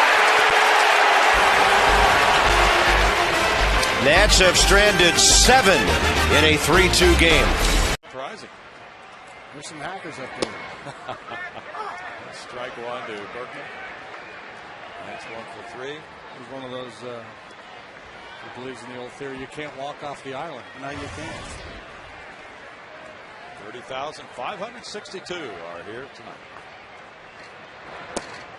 Well, it is. I mean, 3 pitches in that bat. Basically, it's 3 pitches in that bat. Yeah. That's not a lot. I'm not, hey, and I'm not saying it's bad, good, or whatever. I'm just saying it. My man is up there to swing the bat, and you got to kind of like that. And especially given his background, as JD mentioned. Yeah, I think it's just, I mean, if you asked him to change, hey, we need you to be more patient hitter and walk wide. No, it's not going to work. No. You are what you are. Yeah. We've been talking about that. So guys get to the big leagues. They're not likely to start walking a whole lot more. No, you're not going to change that. You can't do it. Especially a guy with like Pedro who can drive the ball. It's not like he's just a slap hitter who's just going to knock the ball around the field. He's up there to drive the ball. Workman on the other hand. Whoa. He's not going to like that call on a strikeout by Mike Maslinski.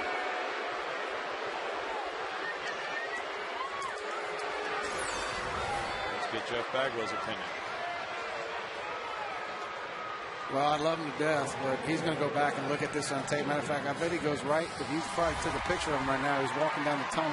Well, here he is right here. I bet he's going to go down the tunnel and check this one out. And he's not going to like what he sees? No, actually he's not, which is good. That means he's getting older.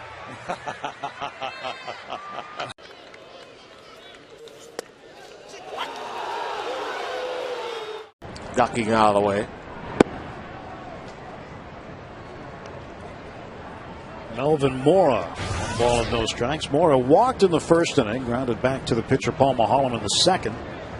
Daniel McCutchen now beginning his first full inning of work.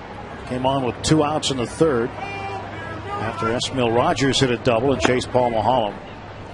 8-2. Pirates trailing by 6 runs. Top half of the fourth.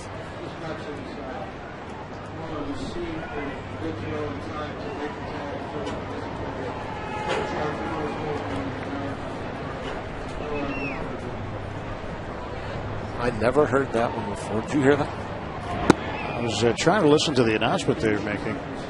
They did not. They are giving Mora an error at first base, so no RBI for Garrett Jones. So take the fielder's choice out. Wow. Wow. That was a tough break for Garrett Jones, losing an RBI like that.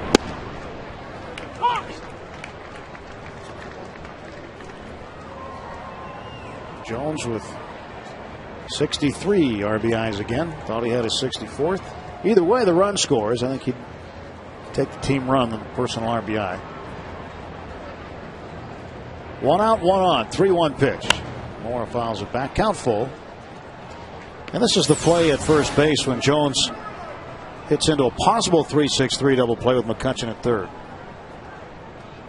And the one thing you did not see there is after Mora let go of the throw, did he look back to see where the base was, or what was? Why couldn't he find the bag? But the rolling, I guess, is the throw beat Jones to the bag, but because he didn't have his foot on the bag.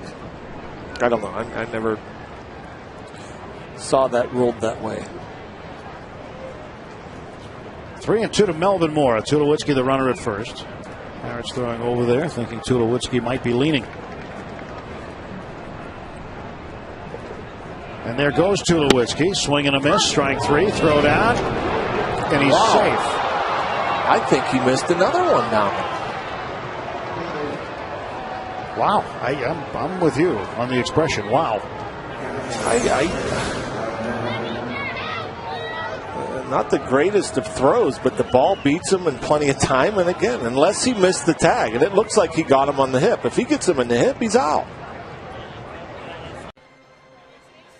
He really had to kind of remake himself and really do a lot of extra work in the off season to go back and play the outfield after so many years of being a first baseman.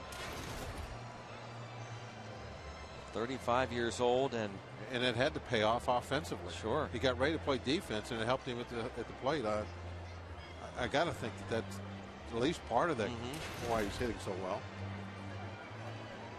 What a great sign, really, by the Cardinals. A lot of people figured with Berkman's really last couple of seasons that his career was waning. What a bounce back year. As soon as you get into those 30s, people start looking for signs to when's it going to happen. They think of your prime being probably 27 to maybe 31, right in there. You still have the physical abilities maybe you had in your early 20s, but now you've been around long enough to where you put them to better use. But then once you start getting up there, 33, 34 years old, you have a bad season. A lot of times people don't recover from that. Berkman has. Really warming up in the pen. Okay, Greg, warming up the grill. You're so good.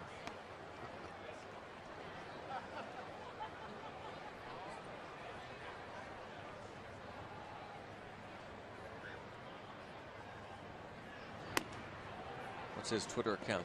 Grilly Cheese, I believe. Just grilled cheese. Gypsies tell me it's grilled cheese 39. You want to follow him. Jason Grilly. Now 3-1 on Rafael Furcal. Well, the Bucks got to within 1 on the home run by Tabata. Parrot attack. There's been a sighting.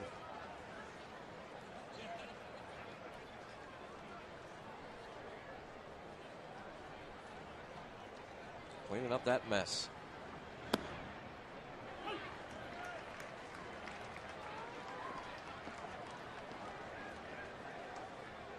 Crazy Parrot.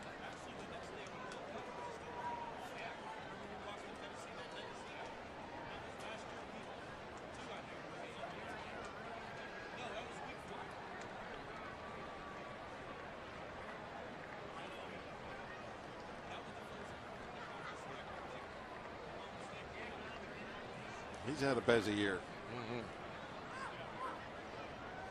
Pirates had great attendance all summer long.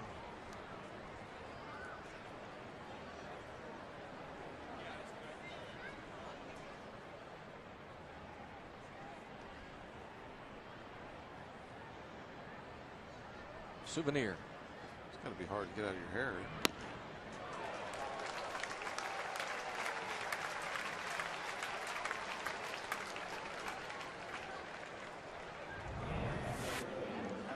Throwing a fastball.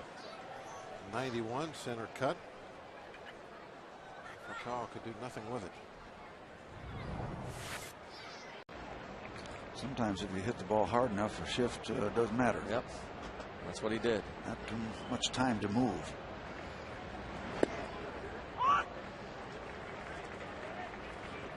For the Pirates, I hope it doesn't come back to haunt them in business. 1 run in, 2nd and 3rd. Nobody out, and that was it.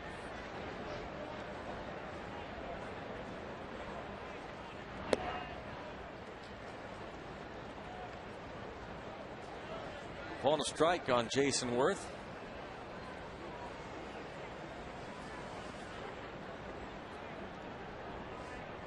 Ross Ollendorf charting pitches, getting ready for his start tomorrow. 1-2 on Worth. His grandfather was in town last time the Pirates were here, PNC Park, during that 1960s celebration. Ducky Schofield, remember that 1960 Pirates championship team. Our fans remember what Dick Schofield did the month of September when Dick Groat was hurt. Dick Schofield stepped in and did a terrific job. Hit over 400 in Groat's absence.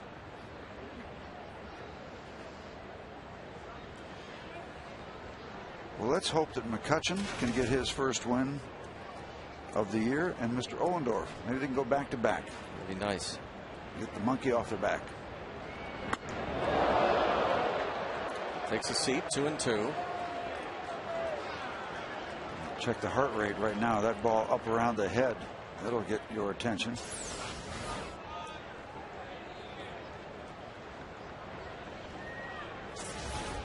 That ball gets to your head so quickly. It's unbelievable. Let's think this over for a minute. Now, there are sadistic pitchers now that will throw you the slow curve or the nasty slider after that. I wonder if that's coming now. A breaking ball.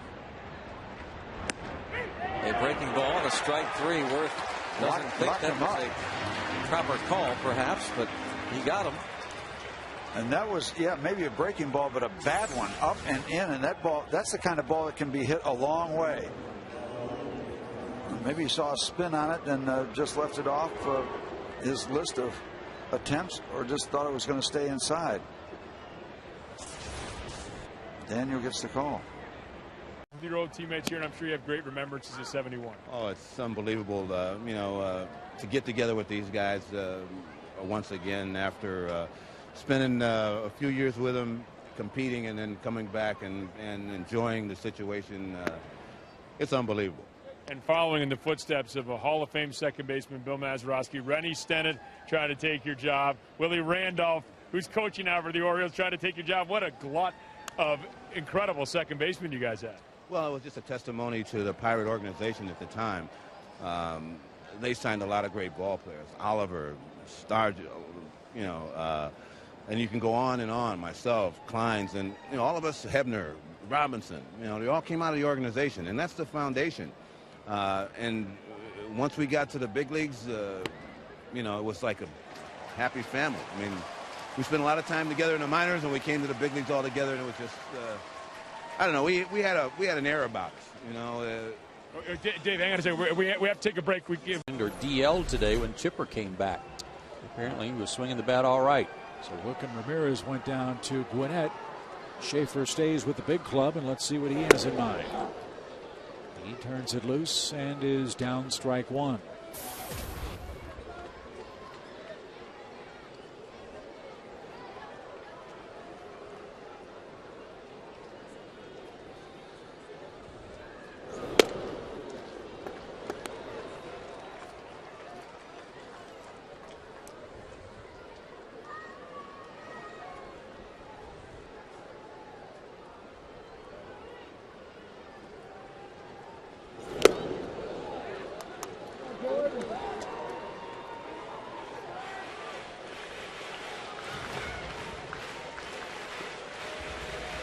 McCutchen, one of 4 players that came over from the Yankees. Jeff Karstens, Ross Ollendorf, Jose Tabata for Xavier Nady, and Damaso Marte. That was at the trade deadline in 2008.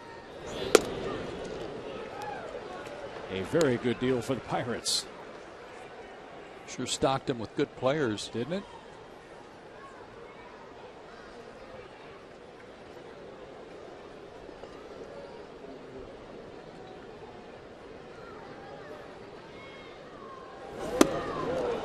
Schaefer down on strikes. 11 Braves hitters have been struck out in tonight's game. And 1 away in the 7th for the top of the Atlanta order. Braves fans back at it tomorrow night. Game 2 of the series. Join us at 6:30 with Braves Live. Fred, Brian, and Jerome will get you started. Joe and I will have the play-by-play beginning at 7 o'clock Eastern Time on Sports South. Red Sox. See Ellsbury with the run, but 0 for 3. Pedroia 1 for 3. Gonzalez 2 for 3. But just the 1 run produced from those 3 guys. Yep, they've gotten some big outs because they've been on the base paths a lot, but they've been left on the base paths a lot. See if we can do it again. Leave 2 more on. First base coach Ron Johnson talking with Dustin Pedroia at first. So Pedroia over there, Josh Reddick at second base, and now Daniel McCutchen's numbers. His job is now to get the right-handed hitting Kevin Youkilis out.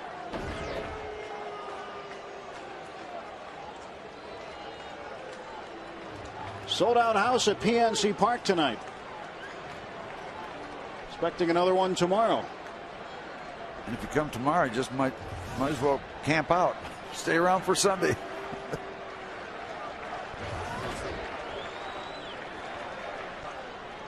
Two on, 2 out for Boston in the 7th. We get another big out.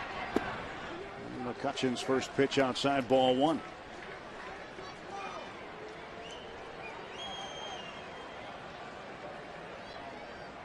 stranded 81% of the runners he has inherited. 13 of 16. Strike.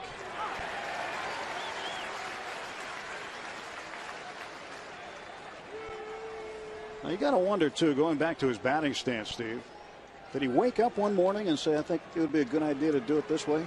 I mean, who would develop something like that unless you just discover it by accident? I have no answer to that. Not sure. Strike two. But, you know, he's a major league hitter, so somehow he gets to a point where the bat is where the hitting zone is. He gets there somehow. It's been remarkably successful for him. Yeah. 278 average currently, 11 home runs. He's driven in 54. That's a big number.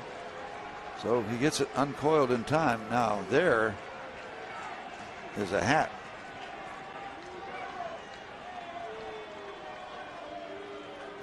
We haven't seen that at the ballpark, have we? That topper. No, that's a new one.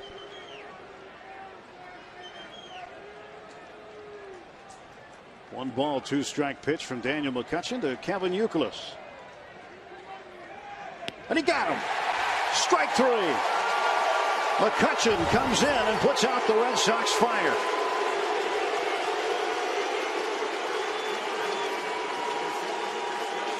It is stretch time at PNC Park. Daniel McCutchen Gets away with that high delivery, and the Pirates hold on to the lead. 6 more to go. 3-1 Pirates after 6.5. Time to take you out to the ball game.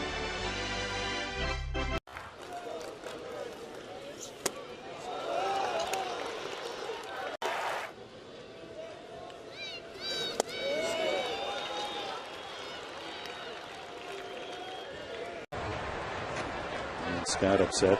Nothing worse than you go up as a pinch hitter and you don't get a chance to really swing the bat. So 2 out, 2nd and 3rd. And Jerry Hairston a chance. Check that. It's Cabrera. Cabrera came in for Jerry Hairston in his spot, batting left-handed. Strike to him. So Cabrera's first at bat.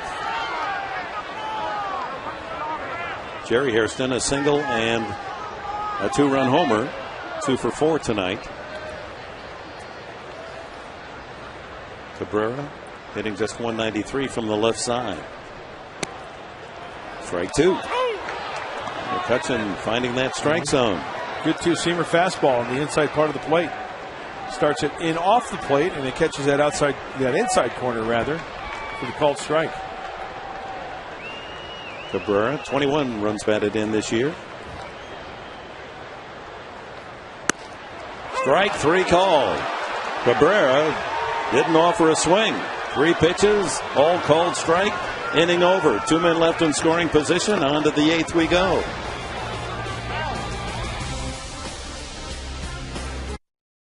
A couple years ago, he'd have been down in there, and then he'd be real disappointed again. 100 pitch, 2 for 3, and it's ball 1 outside. Now I bet at the end of the year you look, or I don't know, end of the year you could look, because Lance hasn't played, but I bet Lance sees probably 4.8, 5. He's thinking about it. Now he's asking somebody, do you think I went? And of course they're all going to say, no, man, no way. way. Sean Barry's like, no, I don't think so, man. That speaks to a relationship, though, that you could tell us about. Hitting coach to hitter. There's got to be a lot of trust built up in that relationship. That's asking right now. That's wearing him out right now. It is. You know what? A hitting coach is there. He's a mental coach more than a hitting coach. Yeah. All he's trying to do is. Whoa. Watch out. Flying loves it. Into the stands. He's here every day. He's got squatter's rights to that one. Every day forever. Yeah.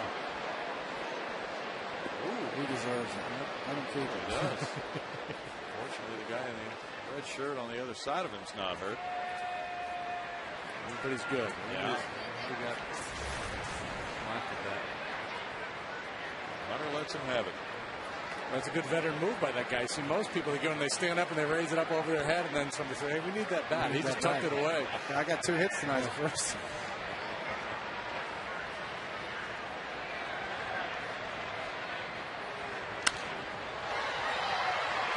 It's got a couple months. You want that bat, don't you? Oh, they're asking. Do you want it? Do you want it? Do we need to get another one? John is asking. Checking with the Astros dugout whether they want to trade one out or not. Typically what happens is a player will trade another bat for one. And they always get booed when they take it back. Yeah. But they always give one back, so I don't know why. They've been seeing it forever. That's like the fake to third. The first move that always gets booed. Everybody screams. No, but as we were talking about hitting coaches. That's a nice diving try there by the catcher. I was down in Corpus the other day, and this kid came up and he started talking to Mark Bailey. He said, I was standing right there and I was listening. He says, you know, I try to move my hands over here. You know, I felt like a lot better that day. And you know, it was just, I started seeing the ball there and like that. And Mark said, yeah. So he left and I went, he was only asking that for approval. You have no idea whether it's right or wrong. You're a mental coach. That's what you are. And that's what hitting is. Half of it's mental. Infield in now. Excellent effort by Jaramillo. And a wild pitch. Getting Feliz to third. 3-2 the count. And a strikeout. Boy, you've got to hate that. You've got a guy at third base and 1 out, 3-2 pitch. That just eats away at a hitter, doesn't it? It is. It was a good pitch. It was a changeup, I believe, at 80. You know, it's tough. It's a little different when you get 3-2 and, you know, he just got there. So you really only have one pitch. Looks like a split or some sort of change. Anytime you leave a guy on third base, it's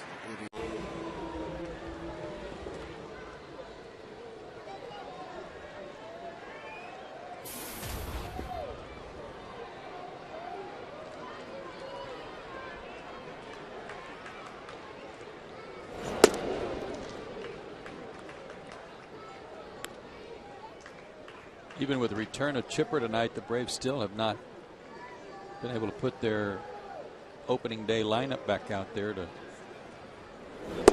say it's 11 times this year they've had him out there. Yes, 11 times in 104 games now. And the reason for that is McCann's not playing tonight. I'm sure he'll be back in there tomorrow.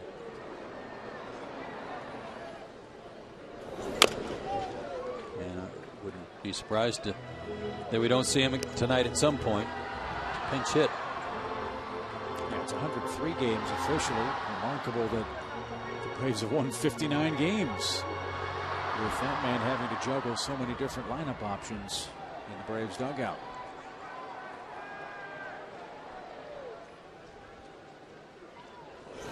And Jason Hayward strikes out for the third time. And like I said, McCutchen doesn't strike out a lot of guys like Reesop. Yeah, only 2 tonight.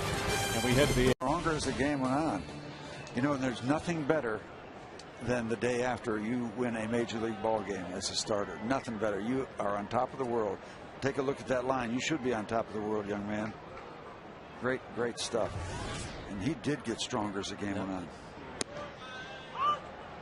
And that's confidence. Now you're relaxed. When you're relaxed, the ball will jump out of your hand better. When you're trying to throw hard, early, you're pressing, you grip the ball too tight, you don't get the flow and the finish. But he found it, and that's how he finished up.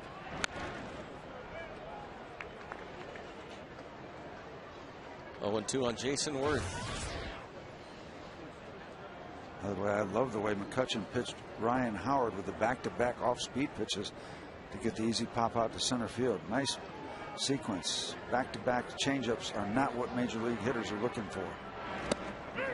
Steve, you're talking about how he got stronger, he relaxed more as Worth strikes out to start the second inning. That will lead us to the good word from Brad Lincoln.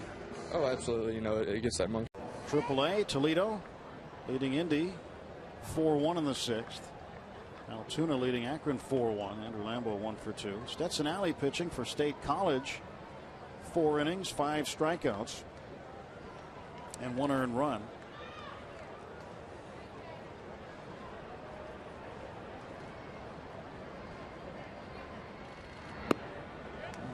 Wallace will take a strike. It'll be good to see how Stetson Alley progresses through the course of the summer. He's in short season A with State College.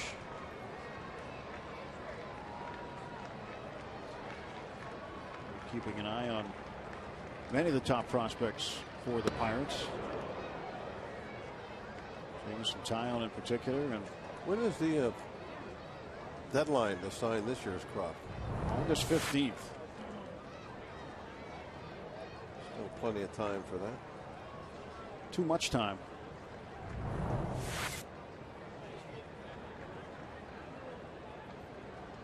One. Trying to throw to first, and getting back is Keppinger. As you look at Garrett Cole out of UCLA, the #1 pick, Josh Bell, the #2 pick. And those guys basically are not able to play ball or do anything right now. It's just a wasted couple of months. Well, yeah, they could be in short season A, getting their feet wet, and that put them way ahead of the game come next spring training. Instead, they'll be behind. There goes Keppinger, and Wallace fouls it out of play. Well, that's something I hope baseball takes a hard look at and changes. It's really for the benefit of the player.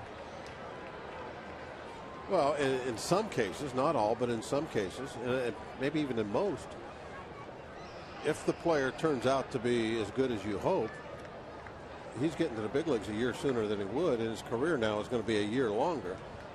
So if you look at it like that, he's actually ahead of the game financially, too, to make the move and get the career going. Wallace down on strikes. McCutchen gets his first strikeout of the night. Now he'll face Clint Barmas, the shortstop.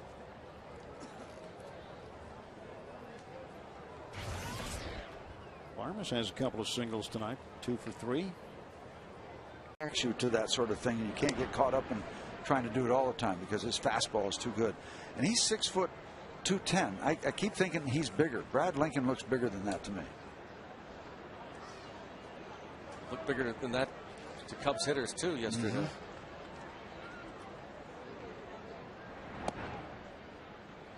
Fastball misses to Brian Schneider. 2 outs, nobody on.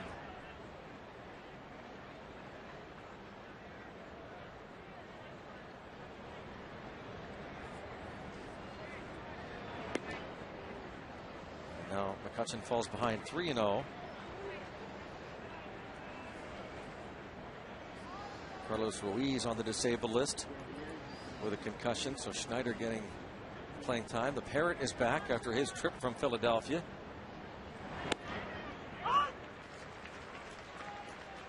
Three and 1 on the veteran left-hand hitting catcher Brian Schneider.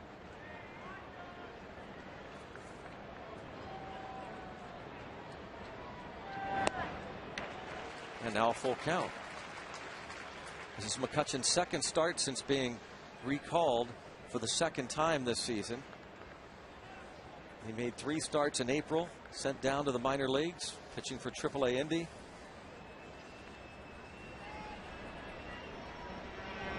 Off speed. How about that? Struck out the side. Thank you very much. Daniel McCutchen. A couple zeros on the board. 0-0 Bucks Phils. Standing by, extended highlights, analysis of this ball game. Plus, you'll get some great answers to your questions when you ask Teak. The HGH Sports Medicine Pirates postgame coming up following this one on FSN. Pirates currently down by 3, so the save is still in order for Houston Street. But John Russell does not want to extend Joel Hanrahan any further. He calls on Daniel McCutchen. You got to keep in mind there are 2 more games left in this series, and if he pulls Hanrahan now, probably figures he still has a shot to use him tomorrow. Exactly. But you can't send him out there in a non-save situation and burn him up and lose a day or 2. This is an interesting situation with Daniel McCutchen as Hanrahan looks on. Daniel McCutchen has had an opportunity to start with the Pirates the last couple of seasons, was putting up good numbers in the minors, but he had control issues, unlike McCutchen in his minor league time. Really trouble with command in his big league starts. So the Pirates have him out in the bullpen now. He pitched a scoreless 9th inning on Wednesday against the Reds. His first bullpen outing. They haven't given up on the idea of him starting again, but maybe he could fill that DJ Carrasco role, providing you with some long innings, short innings. He was kind of a Mr. Do-It-All. Daniel McCutchen started the season in the starting rotation. Up and down a couple of times. In fact, this is his 4th stint with the Pirates. He was recalled Saturday.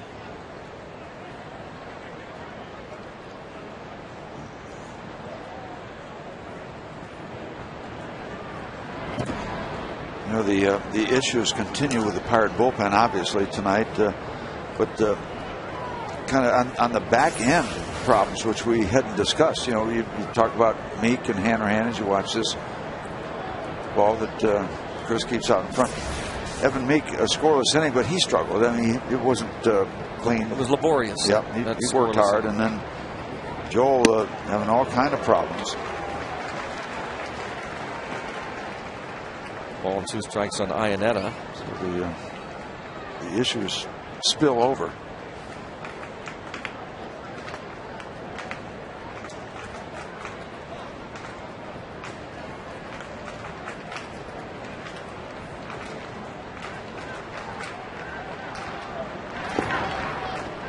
Two count.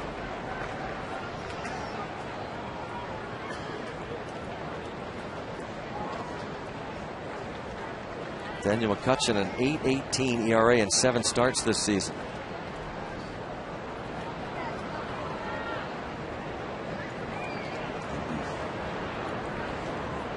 With the euphoria in the bottom of the 6th, somewhat of a memory right now. Well tipped. Does he hold on? He did. Nicely done by Snyder. Strikeout. Last shot. I thought, and I still think would be a plus for McCutchen coming out of the bullpen, is his history has always been as a strike thrower. Doesn't walk too many people. Although this year, when he's been up here, it's been a little bit of a problem for him. At times, anyway. But that's one thing when you're coming out of the bullpen, especially as a middle guy. That manager, he wants you to come in throwing strikes. It's one thing that Carrasco was real good at. He came in and went after the hitters pretty good, and that's kind of a similar type role that perhaps you could see McCutchen filling.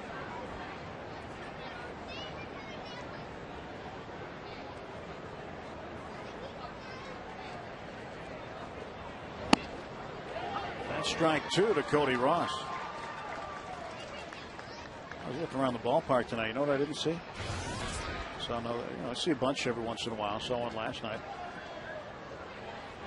See the FSN signs. Fans say, from the sign store. Yeah. Ones they sell down at the FSN studios. Right. Fans always say, "How do I get on TV?" Well, that's the way you do it. Our cameras will find you. Now that one's there all the time. Bringing the game to you on FSN.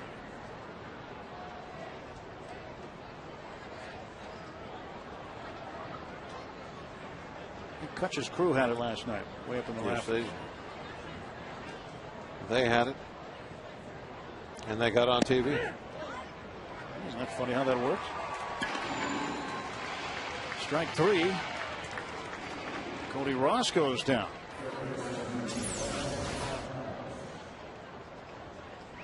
Showed some real fine control on this at bat. A couple breaking balls, and then that one.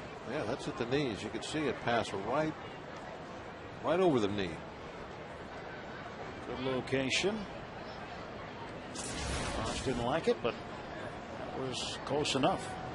Never liked being called out on strikes. Sixth spot in the order will be batting second, and Clint Barmas due up third here against Daniel McCutchen, who stayed into bat and lined out the shortstop. So after Charlie Morton went the first 5, it's McCutchen trying to stretch it out and stay in this game for a while. Are you surprised that he's from Texas and he's right-handed and he wears number 34? That's a shocker. It's always surprising to see that from a Texas-born right-hander.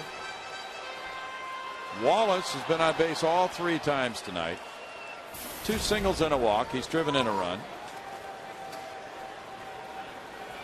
Trying to get it going here with the Astros having 9 hits to this point. And he looks at strike 1. Minnesota beat the White Sox 4-1 with Carl Pavano going to 4-5. Now the infield is shifting around for Wallace. They're just going to give him a bunt single. But it's 0-2. That's the way it looks. And Wood is now moving even further. So Cedeno. Now they get the word and they're really moving. It's a blitz package.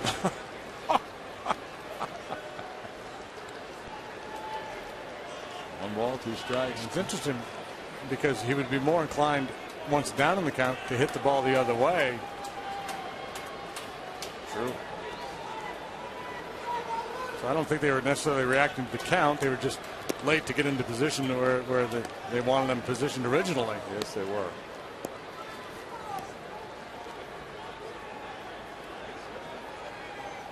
First base coach not too concerned about it. It's not his job. Swing and a miss, and Wallace is down on strikes.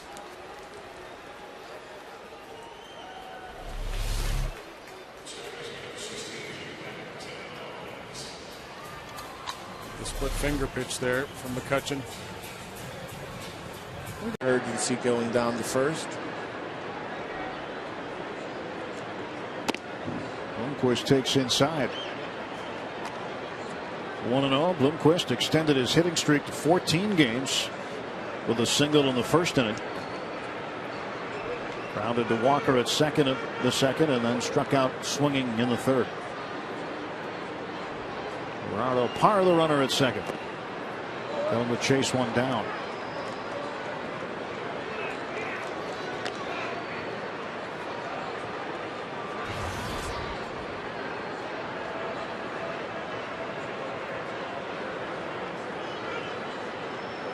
This Diamondbacks team has really retooled their personnel over the last few years.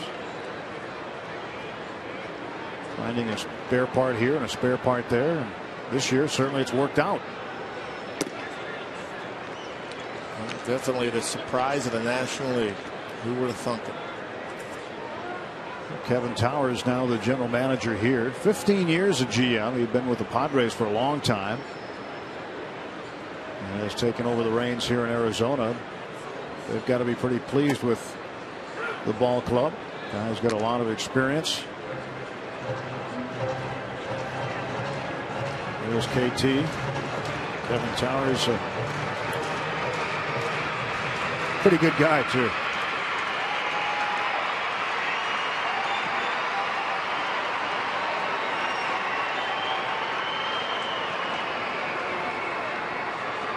Here comes the 2-2. 3-2.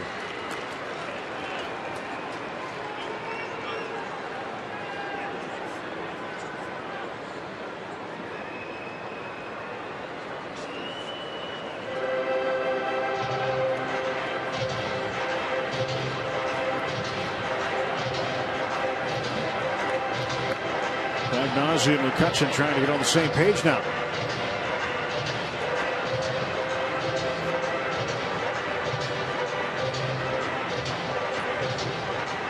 Full count, 2 outs to Blomquist.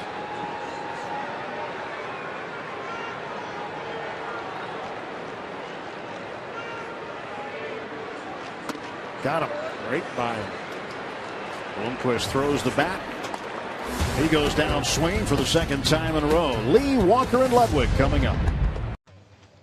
Well, the first name that comes to mind is a guy that you were talking about earlier that you saw last weekend in Pittsburgh, Cincinnati native. Yeah, we had him in the booth. Had him in the booth. They brought back the 1979 Pirates, the world champions, and of course Dave Parker was part of that crew.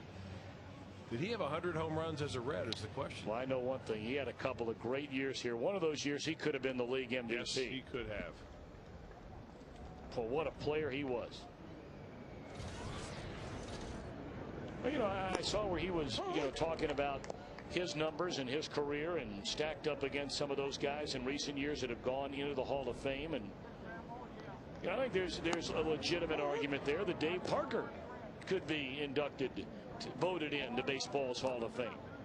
Well, Phil Garner we had on also, and he had an interesting take on a number of players that we brought up names about Hall of Fame eligibility, and rather than look at the overall numbers, his point was, was he one of the dominant players in his era? And I'd have to say yes to Dave Parker on that. I mean, he was intimidating. He hit for power. He hit for average. He could steal bases. He was a very good outfielder. Phenomenal arm.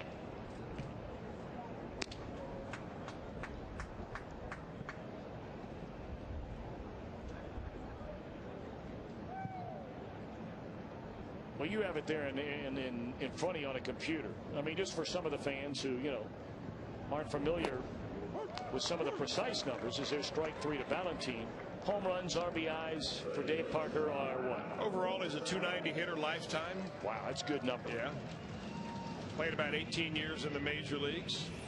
We'll take another look first at the little split finger changeup that Daniel McCutchen uses as an off-speed pitch. Inquired about that before the ball game, and you see the good depth it has when he stays on top of it or roll right up. 3 for Jay falls short, and here comes Valentine. 2 outs, a runner still down at first.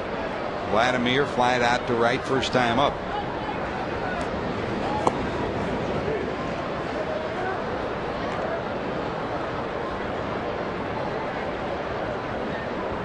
Cardinals in Milwaukee are underway in St. Louis, scoreless in the first inning. Mets in Houston 1-1 in the 5th. Florida leads Philadelphia 4-2 in the 5th, and Washington leads Atlanta 4-2. Out on the West Coast, San Francisco at San Diego, that's still to come. And then there's the Colorado Dodger matchup.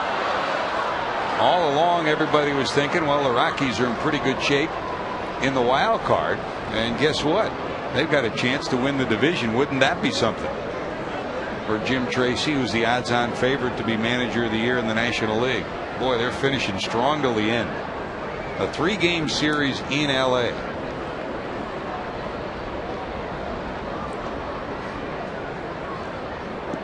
Your Honda standings update.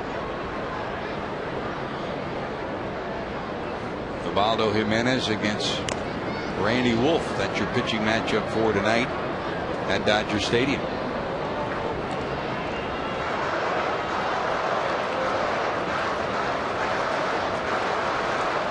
George, I got to ask you a question about the postseason because you're my answer man. What is this about the New York Yankees having the option of deciding when they will start the postseason? Don't they have an hour after their last game to decide what they're going to do? Explain that to me. It's the team with the best record. It depends on what, whether you want 2 days off or 1 day off, whether you want basically how you want to run your rotation. And it depends on obviously who you're going to face. For the Yankees, it looks like they'll avoid the Anaheim Angels, the Los Angeles Angels of Anaheim, which is good for them because they've never played well against them. The only question will be who they want to face. Now, they've got some serious questions with their rotation, especially with Jobber. It's new Rapid Rewards, unlimited reward seats and no blackout dates. And by Citizens Bank, we're for homes. Talk to us today about how we can help guide you to the loan that's right for you. Well, great night here at the ballpark. We go to the bottom of the 6th. Phillies leading 5-2. Hunter Pence made his Phillies debut earlier tonight. Daniel McCutchen will take over for the Pirates here in the 6th. McCutchen threw 92 pitches the other day in Atlanta in that 19-inning game. But Clint Hurdle felt like he was rested enough where he could work tonight if he needed him. 3-2 with a 2.21 earned run average. He'll face Victorino, Utley, and Howard, and if anybody gets on, then Pence will get a chance to bat here in the 6th. We have Daniel McCutchen over from the Yankees organization, and Andrew McCutchen, who is a Pirate through and through. Both with hair flopping all around.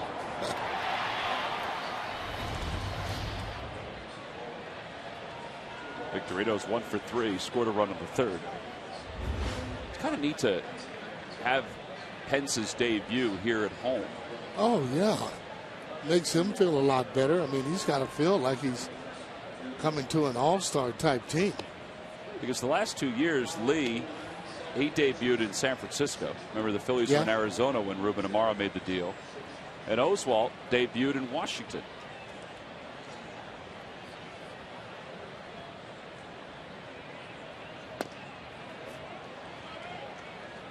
Lee pitched a complete game in his Phillies debut. Oswalt didn't pitch badly, but wound up losing to the Nationals.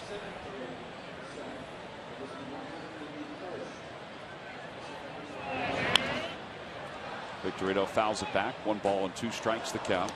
Well, the one thing, though, that Ruben Amaro Jr. has been able to do, I mean, they need a particular player. He takes his time and goes out and tries to fill the void. You know, the other thing, I think he's given the guys a great opportunity, and I'm talking about the guys in the outfield, great opportunity to see whether or not that they would be able to be the answer by playing. We're mostly talking about Mayberry Jr. and Dominic Brown. It's 2-2 to Victorino.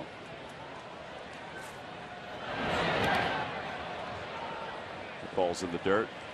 It really got a piece of McHenry. Those catchers, they get beat up, foul tips, balls bouncing in the dirt, going off their bodies.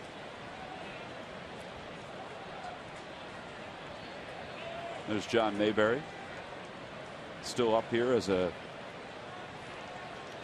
extra outfielder for the Phillies.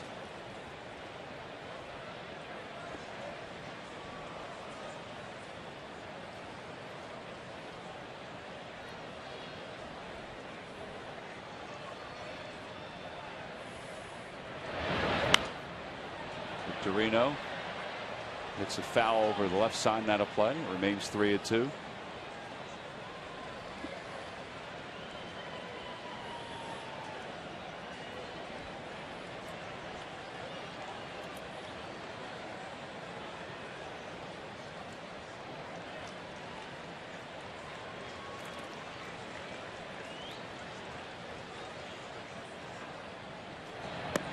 And Victorino's down on strike. Second time he's gone down swinging.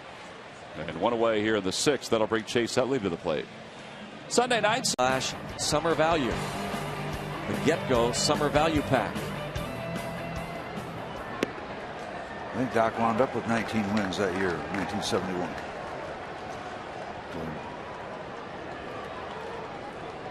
Great year. What a year 71 was. What a decade. The 70s for the Pirates. First full season at Three River Stadium. Started a whole lot of stuff going on in that yard. Celebrating this year the many great moments in that 71 championship season. Yeah, it was on to Three Rivers, the transition from Forbes. And then at the end of that decade, 1979, they went back as the family to beat Baltimore. And then the transition in the 80s where things started to slide. That consortium of businesses in Pittsburgh took over the franchise. The hiring Mac Prine, the president, then hired Sid Thrift as the GM, who then hired Jim Leland, and that brought the Pirates back not only into contention but 3 consecutive National League Eastern Division titles in 90, 91, and 92. And tonight we sit here. The Pirates, with a record of 46-42, will be over 500 at the All-Star break for the first time since that 1992 season.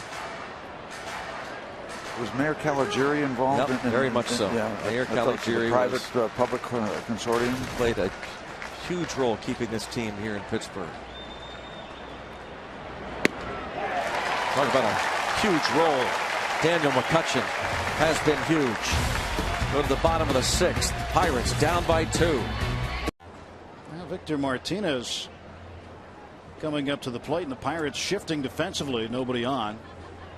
Steve Pearce has the left side of the infield to himself. Cedeno over on the second base side. And Neil Walker out in short right field. 0-1 the count to Martinez. Victor walked and scored the game's first run back in the second inning, driven in by Casper Wells' RBI single. Strike two.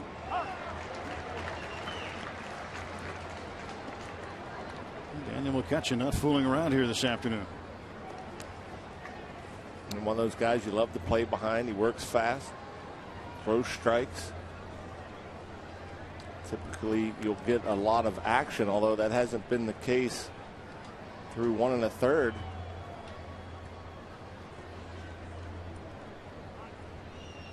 Time is called.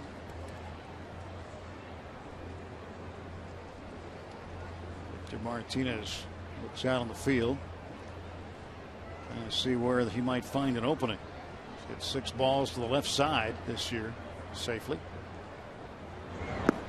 Maybe tried to go that way and struck out. 4 strikeouts for McCutchen. So 2 men out now in the top of the 8th inning. Time for a Coors Light cold hard blast. Cabot wood stains. The one in the yellow can. Cabot. That's the pro. So here is Ryan Ludwig. Solid double to left field his last time to the plate. He's driven in a run with a ground out in the 4th. So 1 for 3 with a run batted in, his 13th. I take that back, his 15th. And the pitch outside from Daniel McCutchen. He's got a good bat when he gets the ball inside. When it's outside, he tries to pull it. Sometimes it doesn't work. 6'2", 210-pound right-hander. Daniel McCutchen. Pop-up foul. First base side. That will be out of play. It's 1-1. He was a starter for the Pirates last year. Made his first start against the Diamondbacks last April. He was optioned the next day down to Indianapolis. And then came back up. Made another start last year and was kind of in and out of the rotation most of last season. Finished at 2-5 with a high ERA at 6.12. 28 appearances, 9 starts. And a pitch call to strike at the knees on the outside corner, 1-2. 7-2 Pirates in the 8th. Again, if you just joined us, there was a roster move made today as Orlando Hudson was placed on the 15-day disabled list with the strained right hamstring. Strike 3 called. Got him looking. 2 away in the Padre 8th. Now bring up Chase Headley. And Logan Forsythe, who made his big league debut here today and grounded to short, was recalled. And as a procedural move, they placed Joe Thatcher on the 60-day disabled list. You move him from the 15 to the 60, basically as a procedure to take a man off the 40-man roster because Forsythe was not on the 40-man, and he has been added. Doesn't pull the ball back in, just sticks it. Ryan Rayburn, the left fielder. He takes a strike. And oftentimes when you see kids coming up through whatever age group they're in, catchers will try to pull that back in, thinking they're going to fool the umpire. And really what they're doing is they're telling the umpire, yeah, that wasn't a strike. See it here all the time. Yeah, I mean, not all the time, but you see it at the big league level. You see guys pulling the glove up or pulling it in. You're not going to get a call when you're moving your glove around.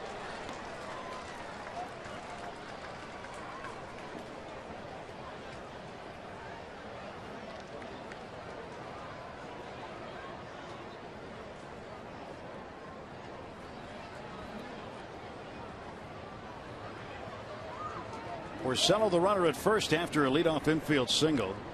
McCutchen has been able to get Jackson to fly out. He struck out Sizemore. And that one a little bit low. Snyder wants an appeal. Mike Kutlinski, the umpire there, says nope.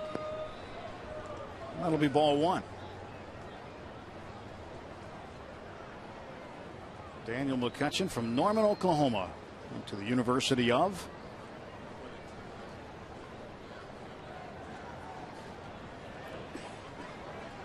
One-two pitch to left field and deep. This one is foul. And a sigh of relief for McCutchen.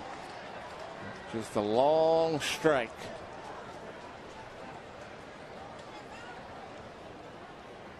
That thing was right down the line. Got the change up over the heart.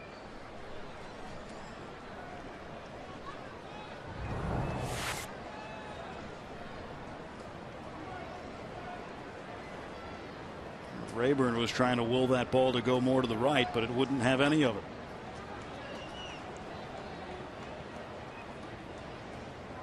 Again, the 1-2. 2-2 now. Ryan Rayburn hitting in the third spot for Jim Williams' Detroit Tigers. Struck out in the first, walked in the third, and then flied to left in the fifth. There is Miguel Cabrera. McCutchen like to stay away from him with runners on. 2-2. Strike three. Got him. 2 strikeouts for Daniel McCutchen. And after giving up the infield single to Rick Porcello, he gets the Tigers in order. 1, 2, 3. So Ryan Rayburn swinging through this one. Good pitch, good location. Rayburn fans to end the top half of the 7th. It's stretch time here at PNC Park. Tigers leading it 2-0, and now we keep you here on this Sunday afternoon enjoying. This gets his first at bat. Took over defensively for Logan Morrison in the 5th.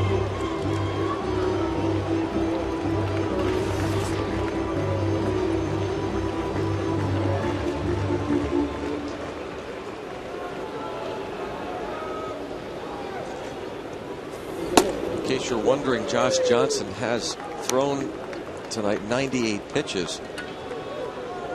And with that left-hander done loosening in the bullpen, and with Garrett Jones due up to lead off for the Pirates, a left-hand hitter, and then Doman and another lefty, Alvarez, sure is everything points toward Johnson being finished for the night, and it's just fine with the Pirates.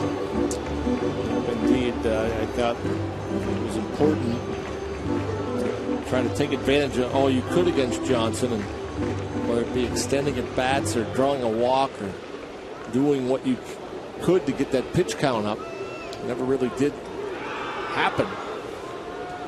The bullpen didn't do Josh Johnson any favors last year. We'll see if that is going to happen, whether the bullpen will be called upon to try and protect a 6-0 lead, and see if the Pirates can't tell you where the catcher's setting up, in or out. The runner at second might be able to tip you off somehow to let you know if he's in or out.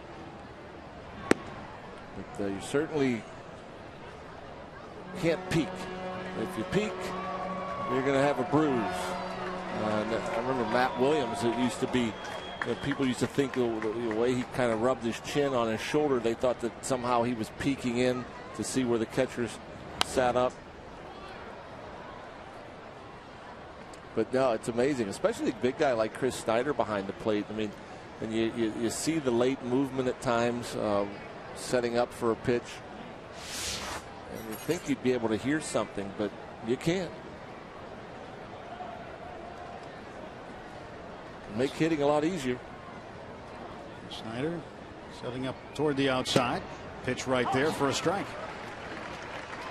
So got Sizemore behind 1 and 2. Take a look at the strike zone. It's paint. One of the no-nos of hitting. You don't look, see what the catcher's doing. It's when you're not looking. You can tell the pitcher to do something that'll help him out later. About the only thing that you could do as a hitter, or would know where the pitch could possibly be, in my mind, was that sometimes you'll see a catcher, they'll go tap their glove like right behind you to make it sound like he's inside. If you hear that, you know it's not going to be inside, typically.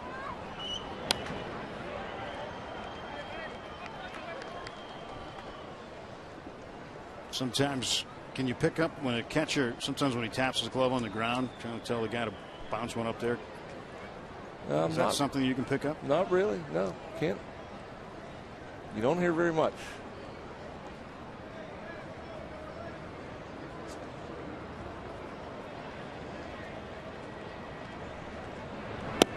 Strike 3 called. McCutchen guns down Sizemore. 2 away in the 7th. Take a look again. They're on the strike zone. A little help. See it in slow-mo. Chris Snyder real quiet with the glove. We're able to go out there and handle Carpenter this afternoon. We really thought, I think, going into this one that if the Pirates were going to win this afternoon, it would have to be a close ball game, low scoring. But again, baseball's a crazy sport. You never really know. And they came out and went at a pitcher that has dominated him for a long time and got him out of here early. A lot of base hits off of him. 9 to be exact. 7-0 Pittsburgh. 2 outs, and here's Holiday. Single to center his last time up. And Lincoln, also the other side of the coin, he did a great job pitching for the Pirates. We talked earlier about keeping the Cardinals in the ballpark, and he certainly did that. This is popped up behind home plate. Oh, nice play. A great catch.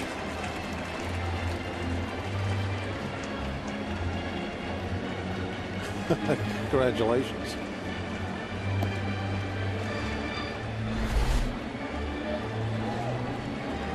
His career 2.33 ERA against Pittsburgh, but today 6 earned runs allowed.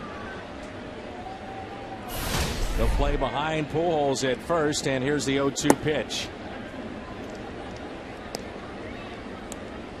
And if this run scored holds up 7-0 right now, it's going to be kind of a hard loss for the Cardinals.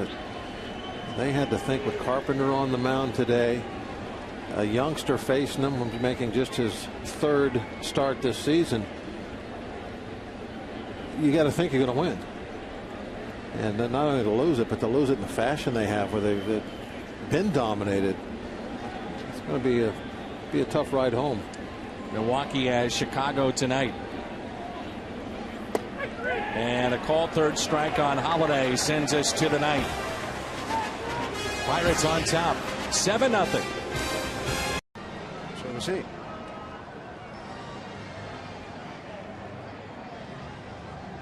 Kids Day Sunday afternoon. A lot of these kids anxious to run the bases.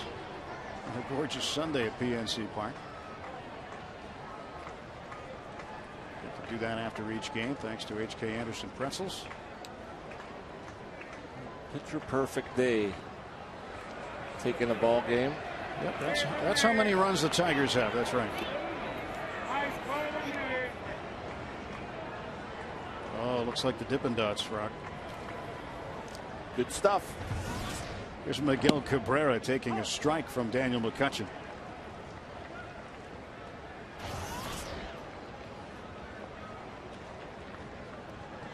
Nothing in 1 to Cabrera.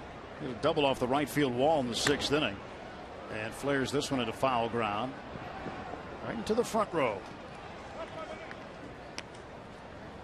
Well, fumble Ruski in the front row, but I think still recovered to get it. Gentleman in the green cap. McCutchen ran one in there on Cabrera, tied him up.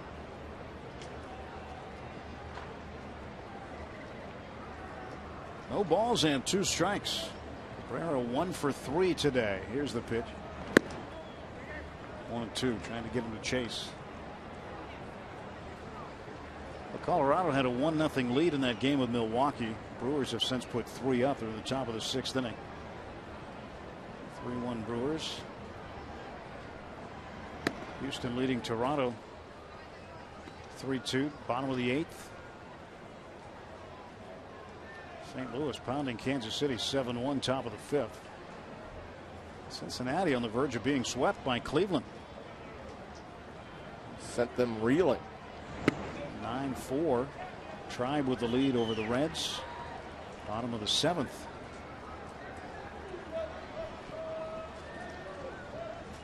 Cleveland hangs on. That'll be 5 in a row down for Cincinnati. Cubs and Boston play the rubber game at Fenway Park tonight. 3-2. Outside corner, got him. Called strike 3. third strikeout of the game for Daniel McCutchen. How about that? McCutchen coming in with just 6 strikeouts in 18 and a third innings. And 3 straight here.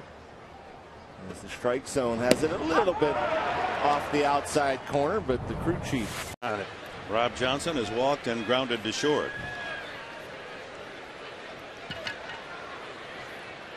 There'll be that time when he gets jammed with a fastball and it's a little number over the third baseman's head. They all even out, don't they? Seems like they do. Yeah, you can't convince hitters they do. They forget the numbers in the Texas leaguers and the bloops swinging bunts. They remember all those line drives caught. In for a strike. Slider.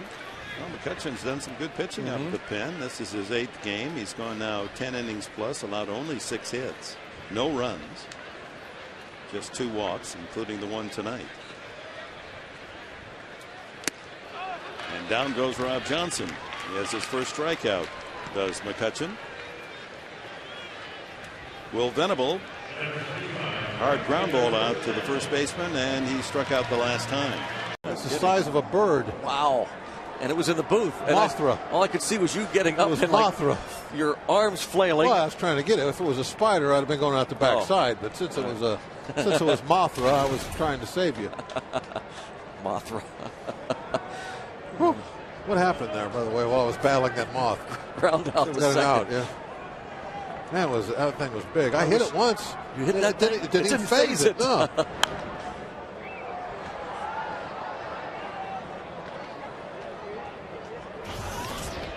Ryan Howard.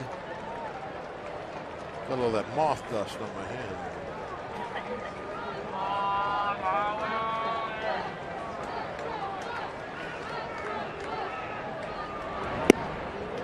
Oh, 2. Again, the shift on.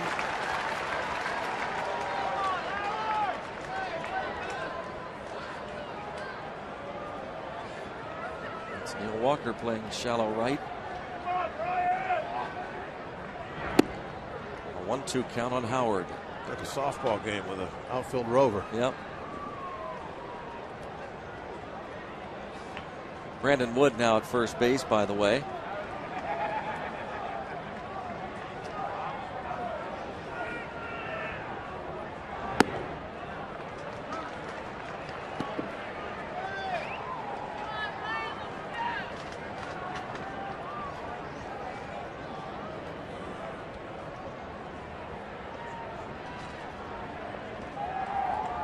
Two and 2 on Howard. Struck him out.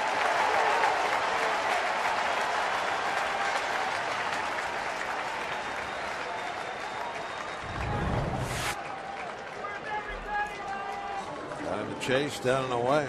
That shift puts a lot of pressure on Snyder. A strikeout. He's got to throw the ball all the way out to deep short. Yeah. That word earned. Seems like in a day and age you get a lot of people. There's his mom and dad here. We heard from them earlier. His mom, Tammy, his father, Tim. You know, in a day and age when a lot of young players come up and they feel like they should be handed things instead of earning things. Justin Lear is a guy for the Reds who has earned his spot in this rotation and trying to earn a legitimate chance to be a part of the Reds rotation in 2010. Well, those guys with great stuff are always going to get more chances than those guys that do it with command and with guile and with smoke and mirrors. But that's what the minor leagues are for. I mean, after all, if you don't reward a kid for having a great year in the minor leagues by bringing him up, whether it's from A-ball to AA or from AAA to the major leagues, I mean, what's the purpose of having your minor leagues? You do want to send a message to everybody down there that if you work hard enough and you do well, you've got a chance to make the big leagues. That's the idea.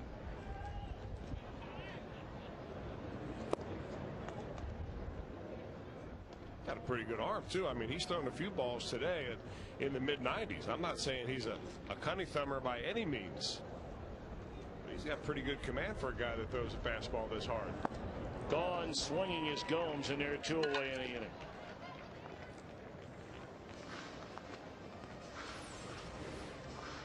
Five strikeouts now. Second time he got Johnny Gomes on it. That's a splitter. We showed you before what that splitter looked like, and he goes to that same grip. That time he pulls down with his middle finger and he gets that ball to go away from Gomes, and they like it. It's coming. You're going to need a new glove to get out there on the Little League fields. Daniel McCutchen gets out on this field. First time of the year. Didn't take long. First game up. He probably got the freshest arm of anybody in the bullpen at this point.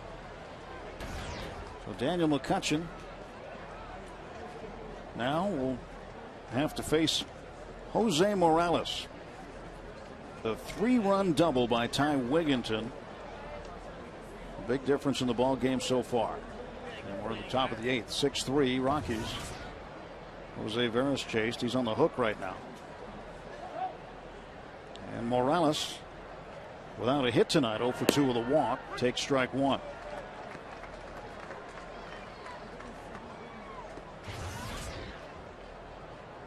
McCutchen comes up from Indy after spending 2 days there. He was in Florida an extended period of time once he was sent down by the Pirates out of spring training.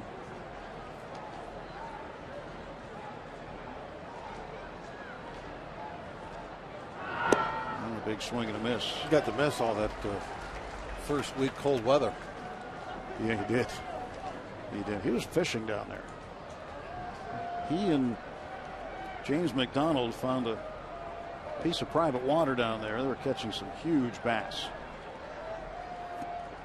And so he made the most of his extra time down there, caught some more fish. 0-2. 1-2 now. McCutchen out of the University of Oklahoma.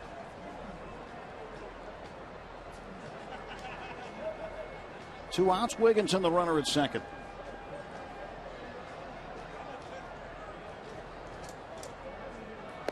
And he struck him out. And McCutchen comes in, does the job, puts out the fire, but the fire burned a little bit too long. Jose Veras got touched up for 3 runs. It's now a 6-3 series against the Washington Nationals, and that'll be Jeff Karstens on the mound as the Pirates announce that rotation for the weekend. Karstens will start on Friday night. Saturday night it'll be Kevin Correa, and Sunday afternoon Paul Mahalam. Next Tuesday, Wednesday, and Thursday, the defending World Series champion Giants will be in Pittsburgh for their first and only trip. Daniel McCutchen faces the pitcher Josh Johnson to start this home half of the 6th inning.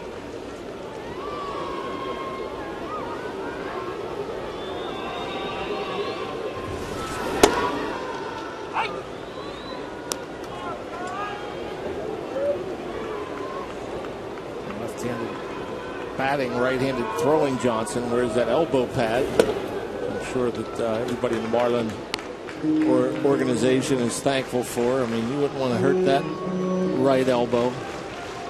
Kind of stuff he has.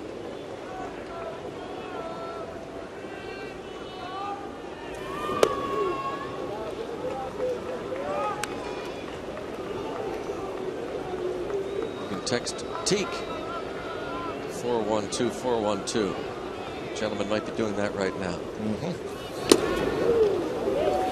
Josh Johnson goes down. Reds did take it, and you know, that's one of the greatest teams that's ever been on a baseball field, and that was my realization as I spoke to all the guys. I actually got to sit and watch the game with Sparky and talk through all his decisions, pitch by pitch, what was going on in his mind. And you know how Sparky is. I thought he was going to get an ulcer all over again as we were watching it.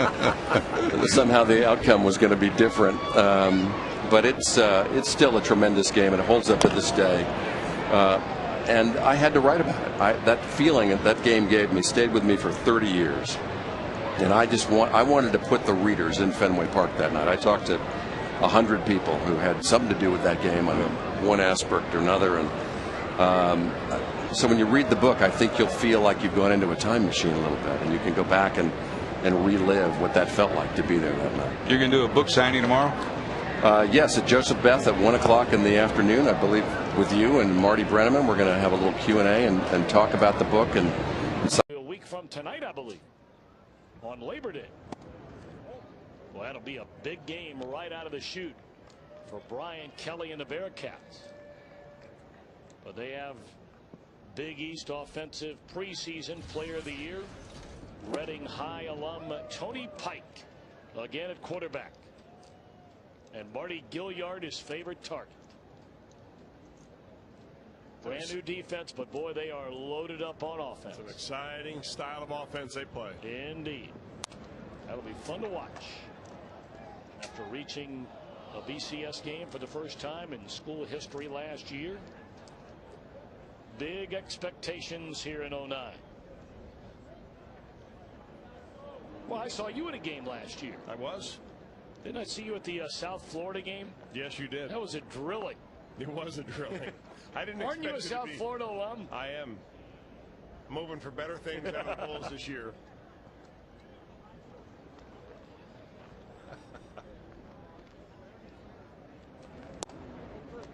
Strike three called to Kip Wells. 2 strikeouts for Daniel McCutchen, who makes his big league debut today.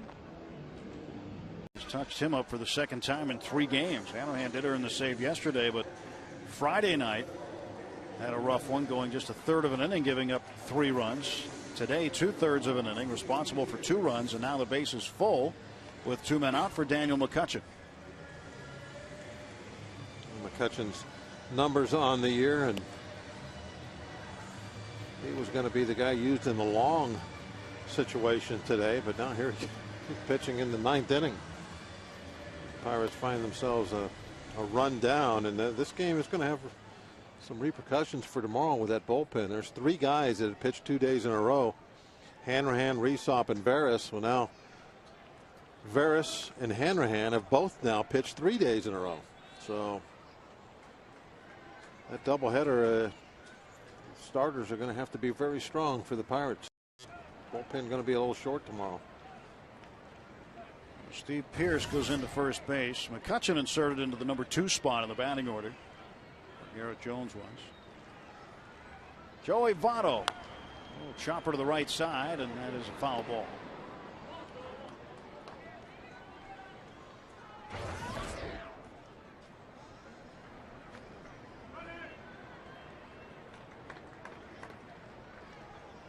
.342 with the bases loaded. But this season, 0 for 4 with the sacks full. Certainly concern on many of the young faces here this afternoon. Pirates are 3 outs away from evening things up in the Central Division standings with the Reds. And would have had a game up in the loss column on them. Yep. Start of the day, a game back, and now perilously close to dropping 2 back. Boy, things just can change in a heartbeat in this game, can't they? Yeah, I think right now you just want to finish the season strong. Guys that are having good years, take it all the way to the finish line. And this year, I think, has shown everybody that we're not that far away. So you can go a long ways on good pitching. Strike 2 to Votto.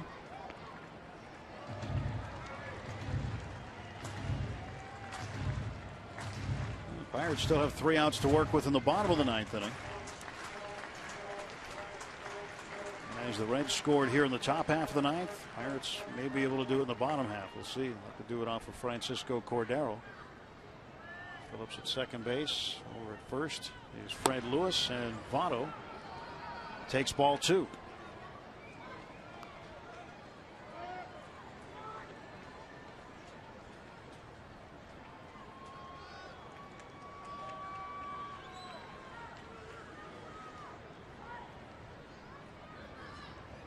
Two balls, 2 strikes. And he struck him out. So Votto goes down swinging with the bases full, but damage done. 2 runs in. It'll be Doman. Now here's Jonathan Lucroy coming to the plate for Milwaukee.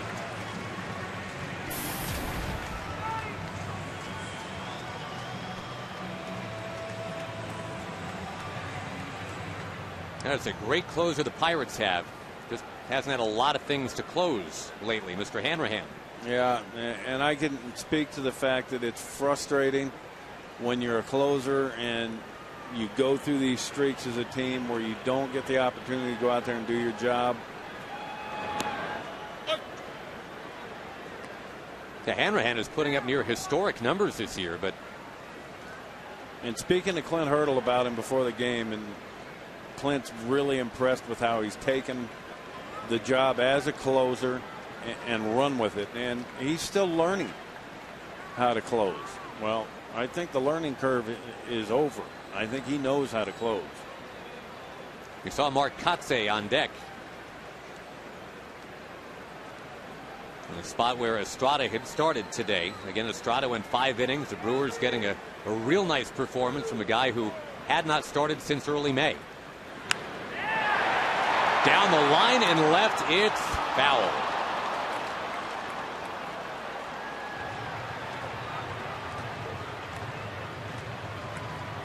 Tell you what, pitching-wise, maybe not since the days of Vukovich and Haas and Caldwell and McClure. They had a pitching rotation like they have right now, Mitch. And that doesn't include Marco Estrada in it. We're talking about the Zach Greinke, Gallardo, Markham Sean thing. Markham.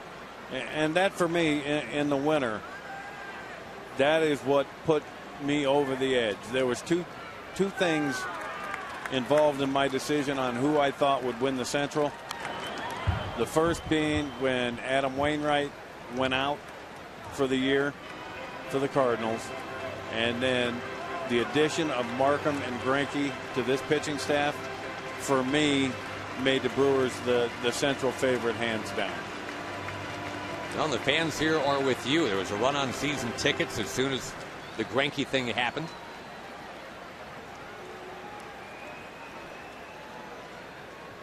And there's a look at Zach Greinke, who last night twirled up a gem here. And Ron Renicky said last night was the first time all year that he saw the Zach Greinke throw like the Cy Young Award winner from 2 years ago, where he turned it loose. His velocity was great. He located great. And I just don't, I felt the same way about him. I just didn't think that we had seen the guy that would go to the mound and just turn it loose. He's not lost here at home yet.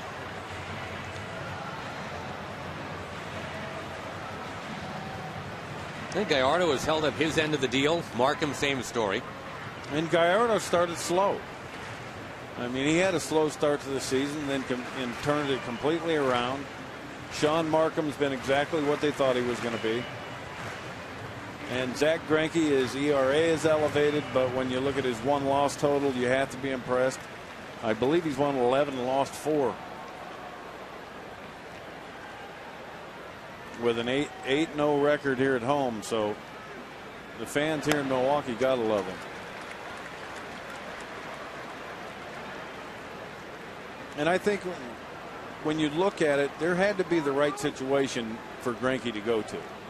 I mean, with the well-documented social anxiety issues that he deals with, I think a town like Milwaukee, where, I mean, let's be honest, they're friendly Midwestern people. It's a great place for them to go. It is. They're friendly people, but the Pirates, they don't like it here. They just can't seem to win here. And by Jeep. The Jeep Summer Clearance is here. Get to your Jeep dealer today for some of the best deals of the season. Just a beautiful Monday afternoon in Cincinnati. And a major league debut for Daniel McCutchen. He gave up a home run to the very first batter he faced, Drew Stubbs, and retired the next 3. And then gave his team the lead with a 2-out run scoring single in the second. 2-1 game.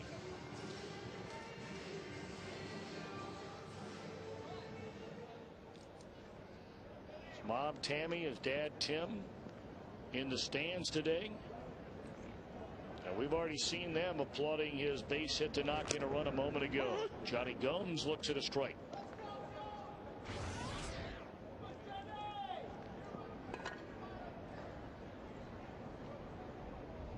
Johnny at 281, and that one ripped foul.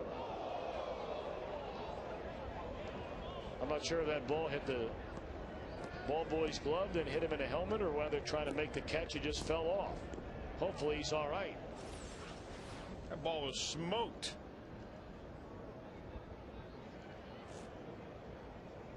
Maybe it was a combination ball and helmet and glove all at the same time. He looks to be okay.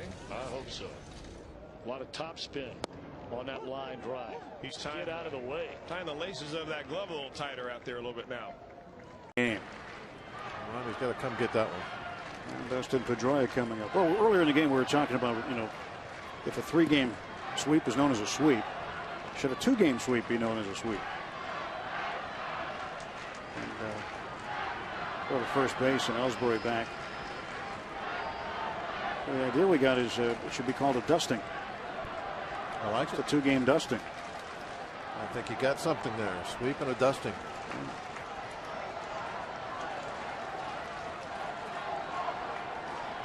Thanks to Milt, who emailed that in down in Florida.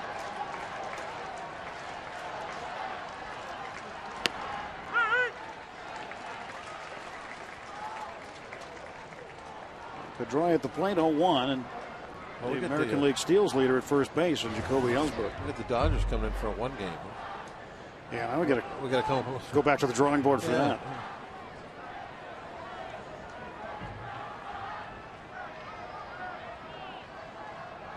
0-1, there goes Ellsbury. He had a good jump too, and Pedroia fouls it off. And an excellent jump.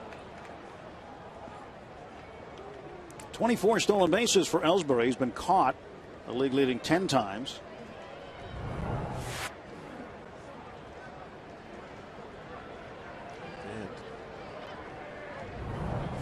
He knew he had a good jump too. Yeah, it's like 3 or 4 steps in before the ball was released to the plate.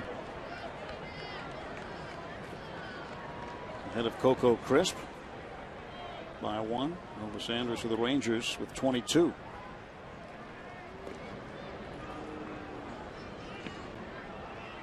Think about Ichiro with 19, and Ichiro's no real young gun anymore. No, that's just what I was thinking about. He still getting it done.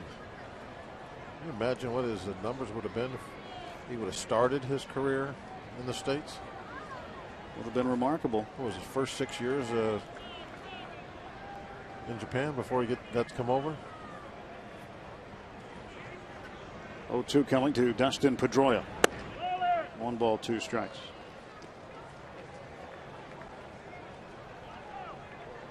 Yeah, the numbers that Ichiro's put up, you're looking at your first Japanese-born Hall of Famer. Oh, well, no doubt in my mind.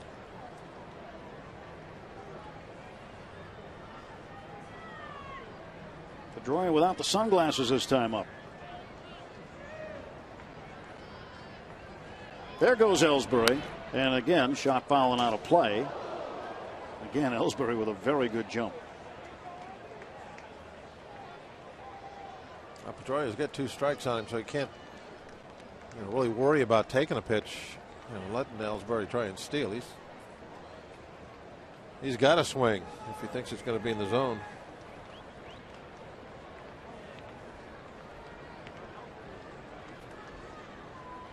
Got rid of the glasses, went with the eye black. I think he had those on underneath the glasses anyway. I think. Double protection against the UV rays. You can't be too safe. There goes Ellsbury, and this one down the right field line, tailing away from Jones, and it'll go foul.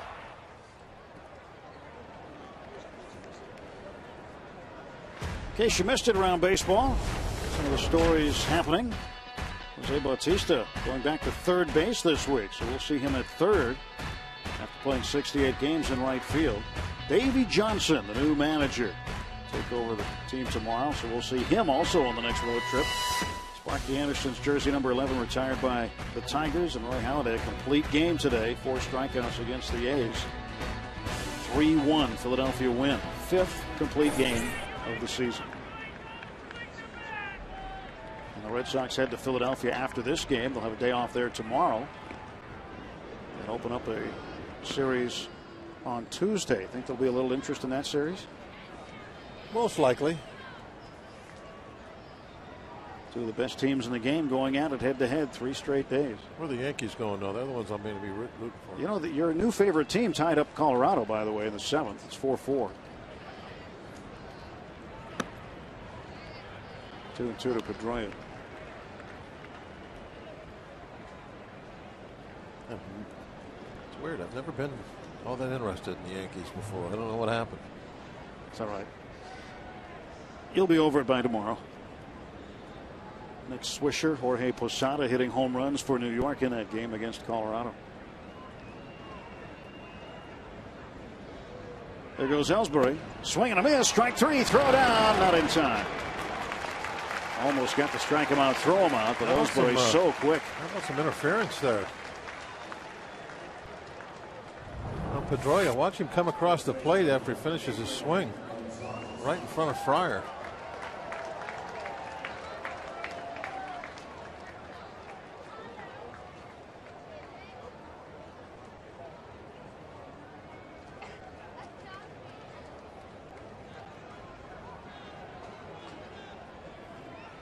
He tried to duck, I think. Yeah, that was no contact. I think you got to have some contact for him to make that call. 7-0, including the manager, who has called all the right shots today. And now the Mets are up 9-7. Daniel McCutchen will come on to try to finish the bottom of the 8th. Well, Daniel McCutchen, who came in here at a Citi Field, only giving up one earned run, has been touched in his last 2 relief outings against the Mets for a couple of runs. Now Jason Bay will try and add to this lead. Jason is 0 for 2 today. He's walked and been hit by a pitch. Murphy now at third, Reyes at second, and Beltran at first. 2 runs home here in the 8th inning. The Mets have grabbed the lead on a single, 4 walks, a wild pitch, and a balk. And Bay takes a strike from McCutchen, 0-1. Bay, the 8th man up in the inning. Well, not to be overlooked in what the Mets have accomplished this afternoon is the fact that they've gotten 3 scoreless innings out of their bullpen, which had been struggling so badly. Burdack, Parnell, Isringhausen, each with a scoreless inning to give the Mets a chance to come back. And K-Rod getting ready to finish the deal. It's been 11 years since the Mets have come from 7 runs down to win a game. The club record for comebacks is an 8-run deficit. They did that against the Astros back in '72. Bay lays off, and it's 1-2.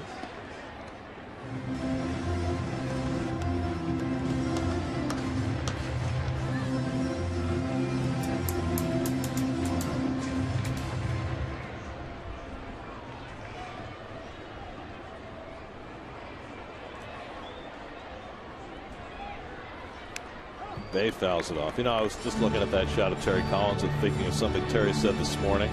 He was talking about his reactions last night, and he was asked about, you know, his reputation of being a little too fiery and maybe being a little over the top. And he said, you know, I've matured and I've tempered that a little bit. He said, but I'm still pretty competitive. He said, if we were playing ping pong, I'd try to kick your butt. Yeah, he's got a great desire to win. You're right. And you can see it in the way he has handled himself the last 24 hours. Here's the 1-2 to Bay. Struck him out to end the inning. So McCutchen puts an end to it, but the Mets with a 2-run 8th inning against Jose Veras, who hurt himself with 4 walks, a balk, and a wild pitch. But it all started with a Ronnie Polino hit. The balk, the wild pitch, and the Mets lead 9-7 after 8. The dealers, visit mycincinnatihondadealer.com for current offers, and buy McDonald's of Greater Cincinnati.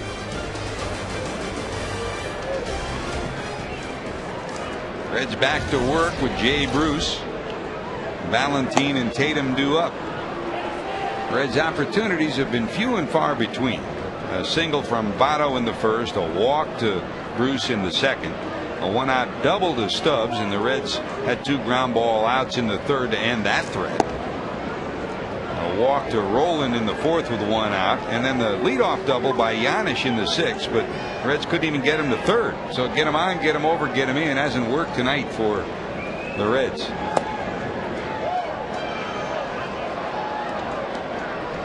2 balls, 2 strikes.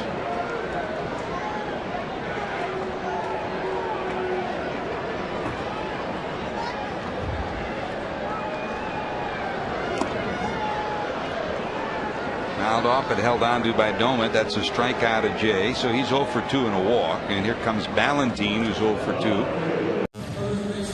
You get that many quality players for a couple of guys that are going to be moving on anyway.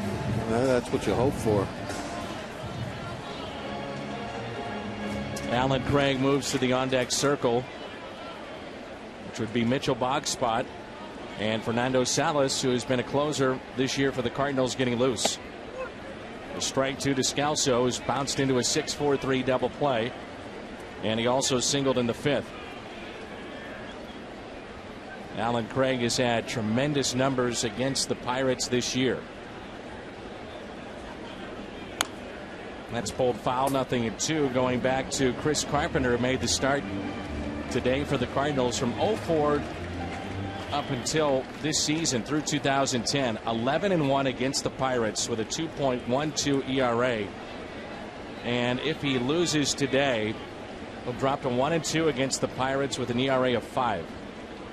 Bit surprising. Yep. Numbers, I think his ERA even lower than that here in St. Louis. Held on to by Descalso, and it's a strikeout. Daniel thought it hit the dirt. Instead, it's a strikeout. And the first out recorded by McCutchen. It was a close one. And the correct call. So Alan Craig will be the hitter. Hey, Dan, you mentioned about Craig. In his last 16 games, he's on fire. And almost all of that here at home. He had the hot homestand when the Nats took care of Seattle, St. Louis before that, and of course Baltimore. And the Nats have all this momentum, having lost only one of their last 11 games right here. Yeah, and Danny Espinosa leading off the 7th right now. He's hit a couple of balls hard tonight, so get the leadoff man on and see what you can do. Pirates bullpen has a long way to go in this game, and the Nats starter has gone 7 again. Daniel McCutchen will get the call for the Bucks here in the bottom of the 7th.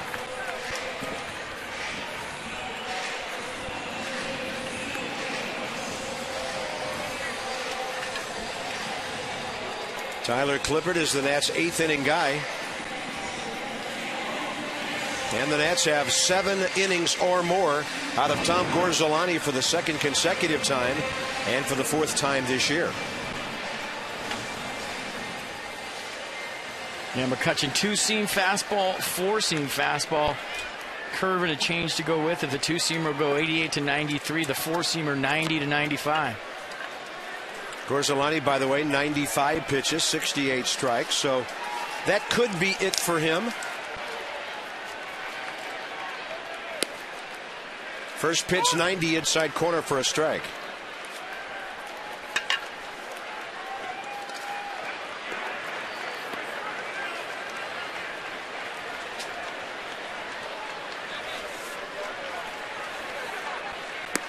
Look at him turn that one over. You could tell on our shot, which Danny Espinosa could not see, that was a different kind of grip. 28-year-old right-hander.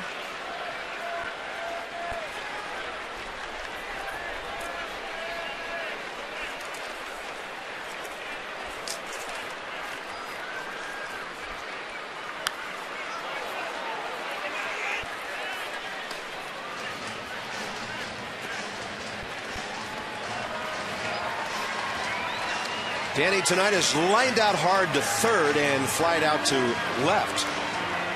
So against the right-hander, Charlie Morton, he had him going opposite field both times. Hit the ball on the button, and he'll take that one low, 1-2.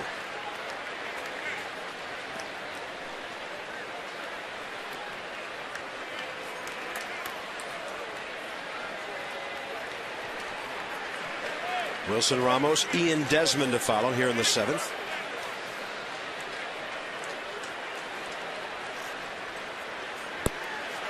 Espinosa with a big swing, and he's gone. Nats have been on the road a lot lately. If you're hitting the road, you can take baseball with you, Washington style, MLB.tv. But plan to. Not me. It? Nope. No? Don't want to see it. I have no. Game score is probably going to be in there somewhere. Thought of saying that.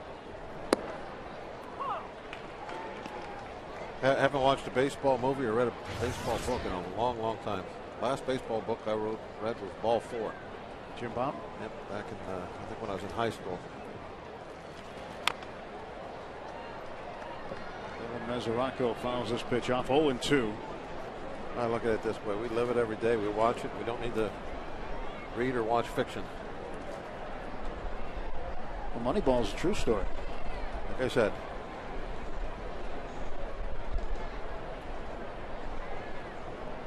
Oh-2 pitch. A swing and a miss. He strikes out. McHenry tags him. And Devin Mesoraco today is 1 for 4. Blowing kind of from left to right. Diori Hernandez will pinch hit rather than Brooks Conrad. Initially, Freddie Gonzalez had Brooks Conrad out on deck, and now he goes with Diori Hernandez with 2 outs.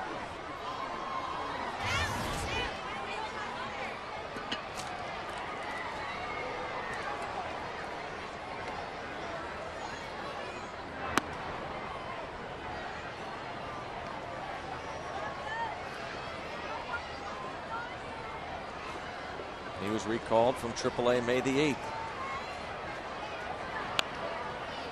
1-1.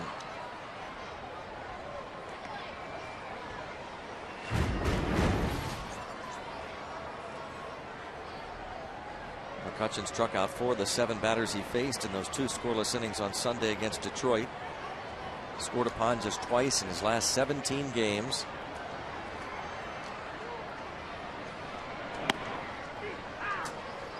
One and 2. 93 miles an hour with location.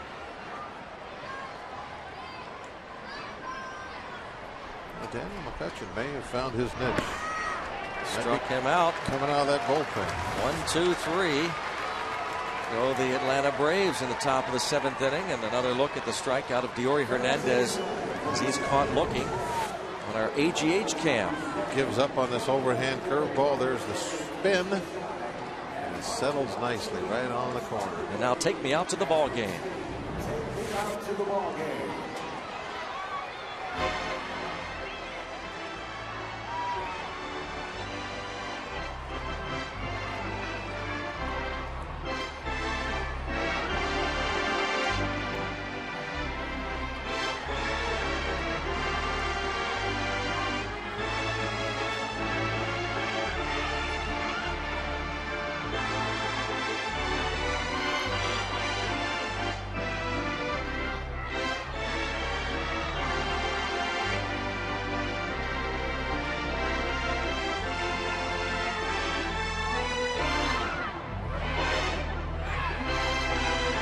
Come down to a ball game, that's nonsense.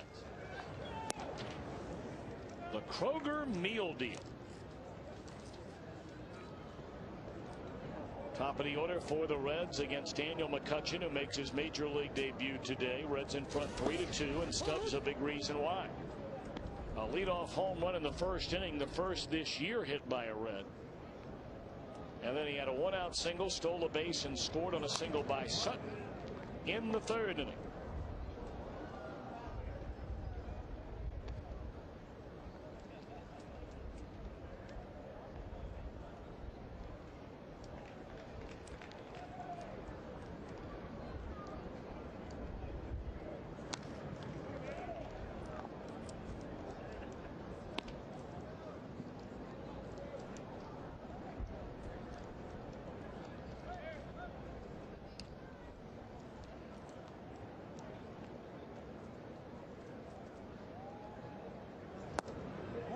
Slider away, 1 ball and 2 strikes.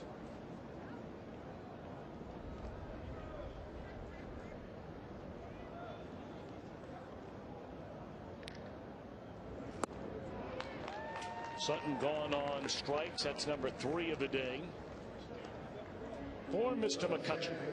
Number 4, I beg your pardon. Well, tonight, bolster their outfield speed for their ballpark, PNC Park in Pittsburgh. And they've sure done that with McCutchen and Lasting's millage.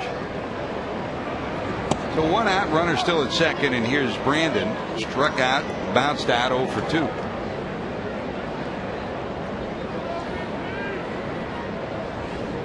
Now the other part, you were talking earlier about Justin Lear being tired after all the innings pitched and all the starts during the course of this year, meaning the winter and spring and the season. And he can't get that full extension. And when I looked at John Smoltz delivering, he didn't get that extra extension that always gave him that movement at the end, or that little bit of bump to his velocity that he had during his heyday. Yeah, that's a good observation. He looks like a guy coming back off of arm injury. Some guys really show it. Right now, John does, and I think that he's got a little bit left in the tank. What is he, 40 or 41 years old? But still, that's an incredible athlete. But just not quite the ball coming out of his hand like it used to. And he may be better off in the bullpen, and that might be where they end up using him in the long run anyway. I really had the feeling that when they did bring him on board, that was their end plan when all was said and done, build up a little arm strength and then use him to make their bullpen much more complete. And we saw it even before he came to the National League. I mean, his velocity for the first 2 or 3 innings was measurably higher than in the last 4th and 5th inning, sometimes the 6th when he was in Boston. So if he knows he's going to have to go an inning or 2 at the most, his velocity will be better, and maybe that'll be a place where he could help the Cardinals in the postseason. And he actually pitched better than his numbers showed that night. The grand slam by Lance Nix was on an 0-2 pitch, a curveball that he threw 3 curveballs in a row, threw 2 real good ones. Nix went to school on each of those, and he finally hung one, and that's when Lance got it out of here. Swing and a miss by Brandon. He's retired. There's your second out of the inning. The runner's still sitting out at second base for the Reds. Welcome. Cubs scored 2 in the first inning, 1 in the second, 1 in the third, another in the fourth. Correa, 3 2/3, gave up 5. Chris LaRue, 1 1/3, scoreless.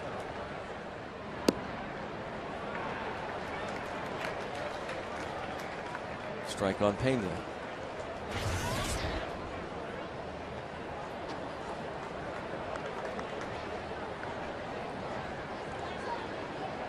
Reds and Brewers tied at 3 after 6. Arizona leads 5-1 at St. Louis in the bottom of the 6th.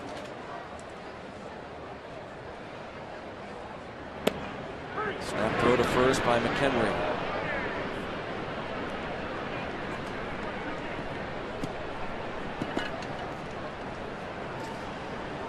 Can't blame that young man for feeling a little feisty. He likes to do that. He's shown in the time he's been with the Pirates that he will on occasion gun that ball down toward first, try and pick off a runner.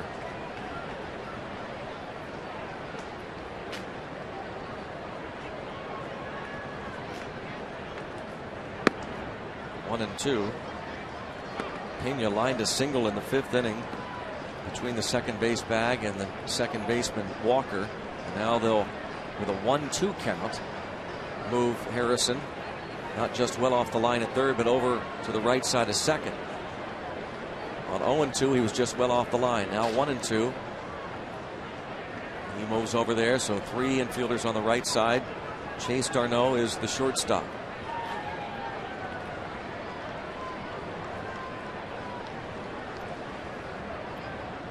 Pena had an opposite field single in the 3rd off Correa. Struck out in the 1st.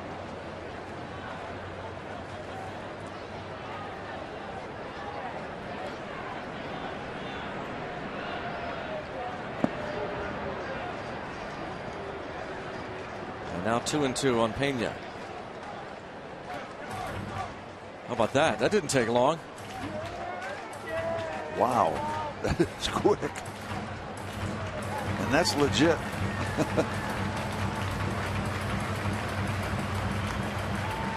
That's stuff. legit right there.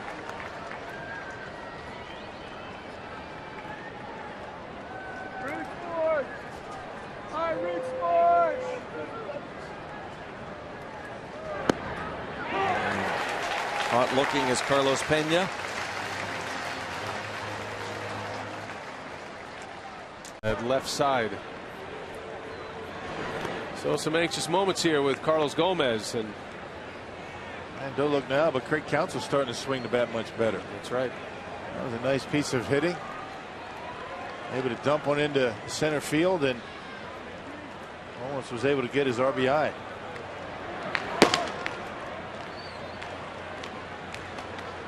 Both Axford and Narveson doing some throwing. LaTroy Hawkins was throwing a moment ago.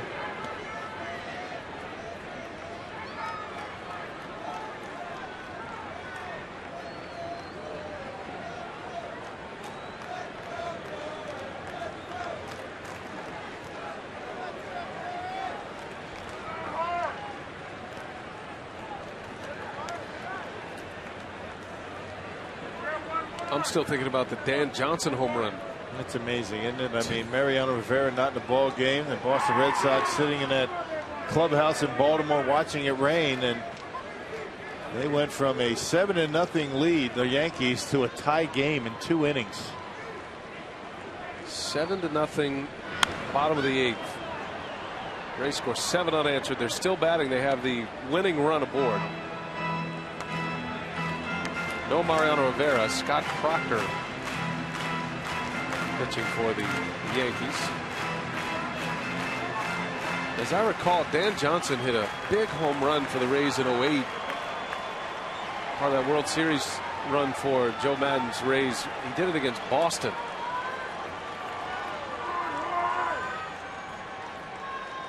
Counsell takes off, and there's a called strike 3. The inning is over.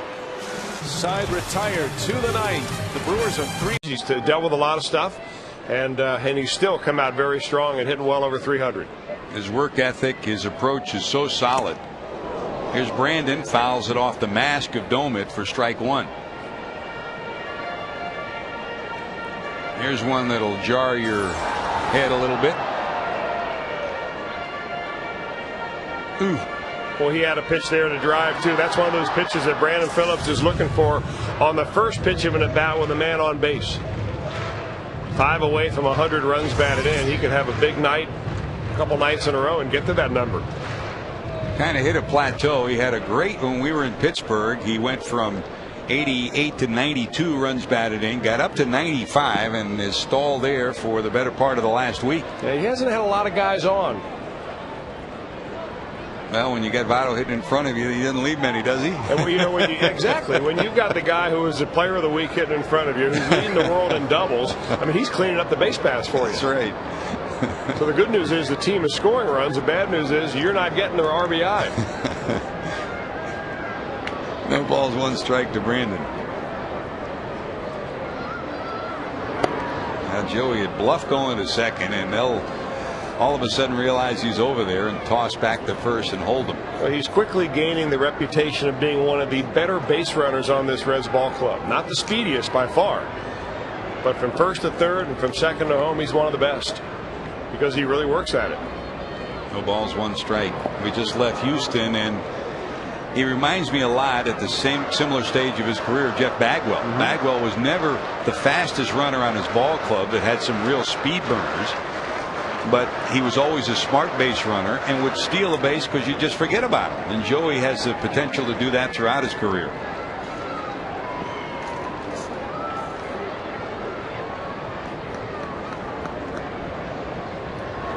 You know, he must know when Daniel McCutchen's coming over, because he'll take a lead and then he'll shorten his lead by a full stride, and then McCutchen throws at first base. He wasn't more than a step off the bag that time. I think that Votto's got the signs coming out of that Pirate dugout. He just knows Joe Kerrigan. That's down low. Joe will throw over there a lot. All the pitches and throwovers called by Joe Kerrigan on the bench, the pitching coach for this Bucco team.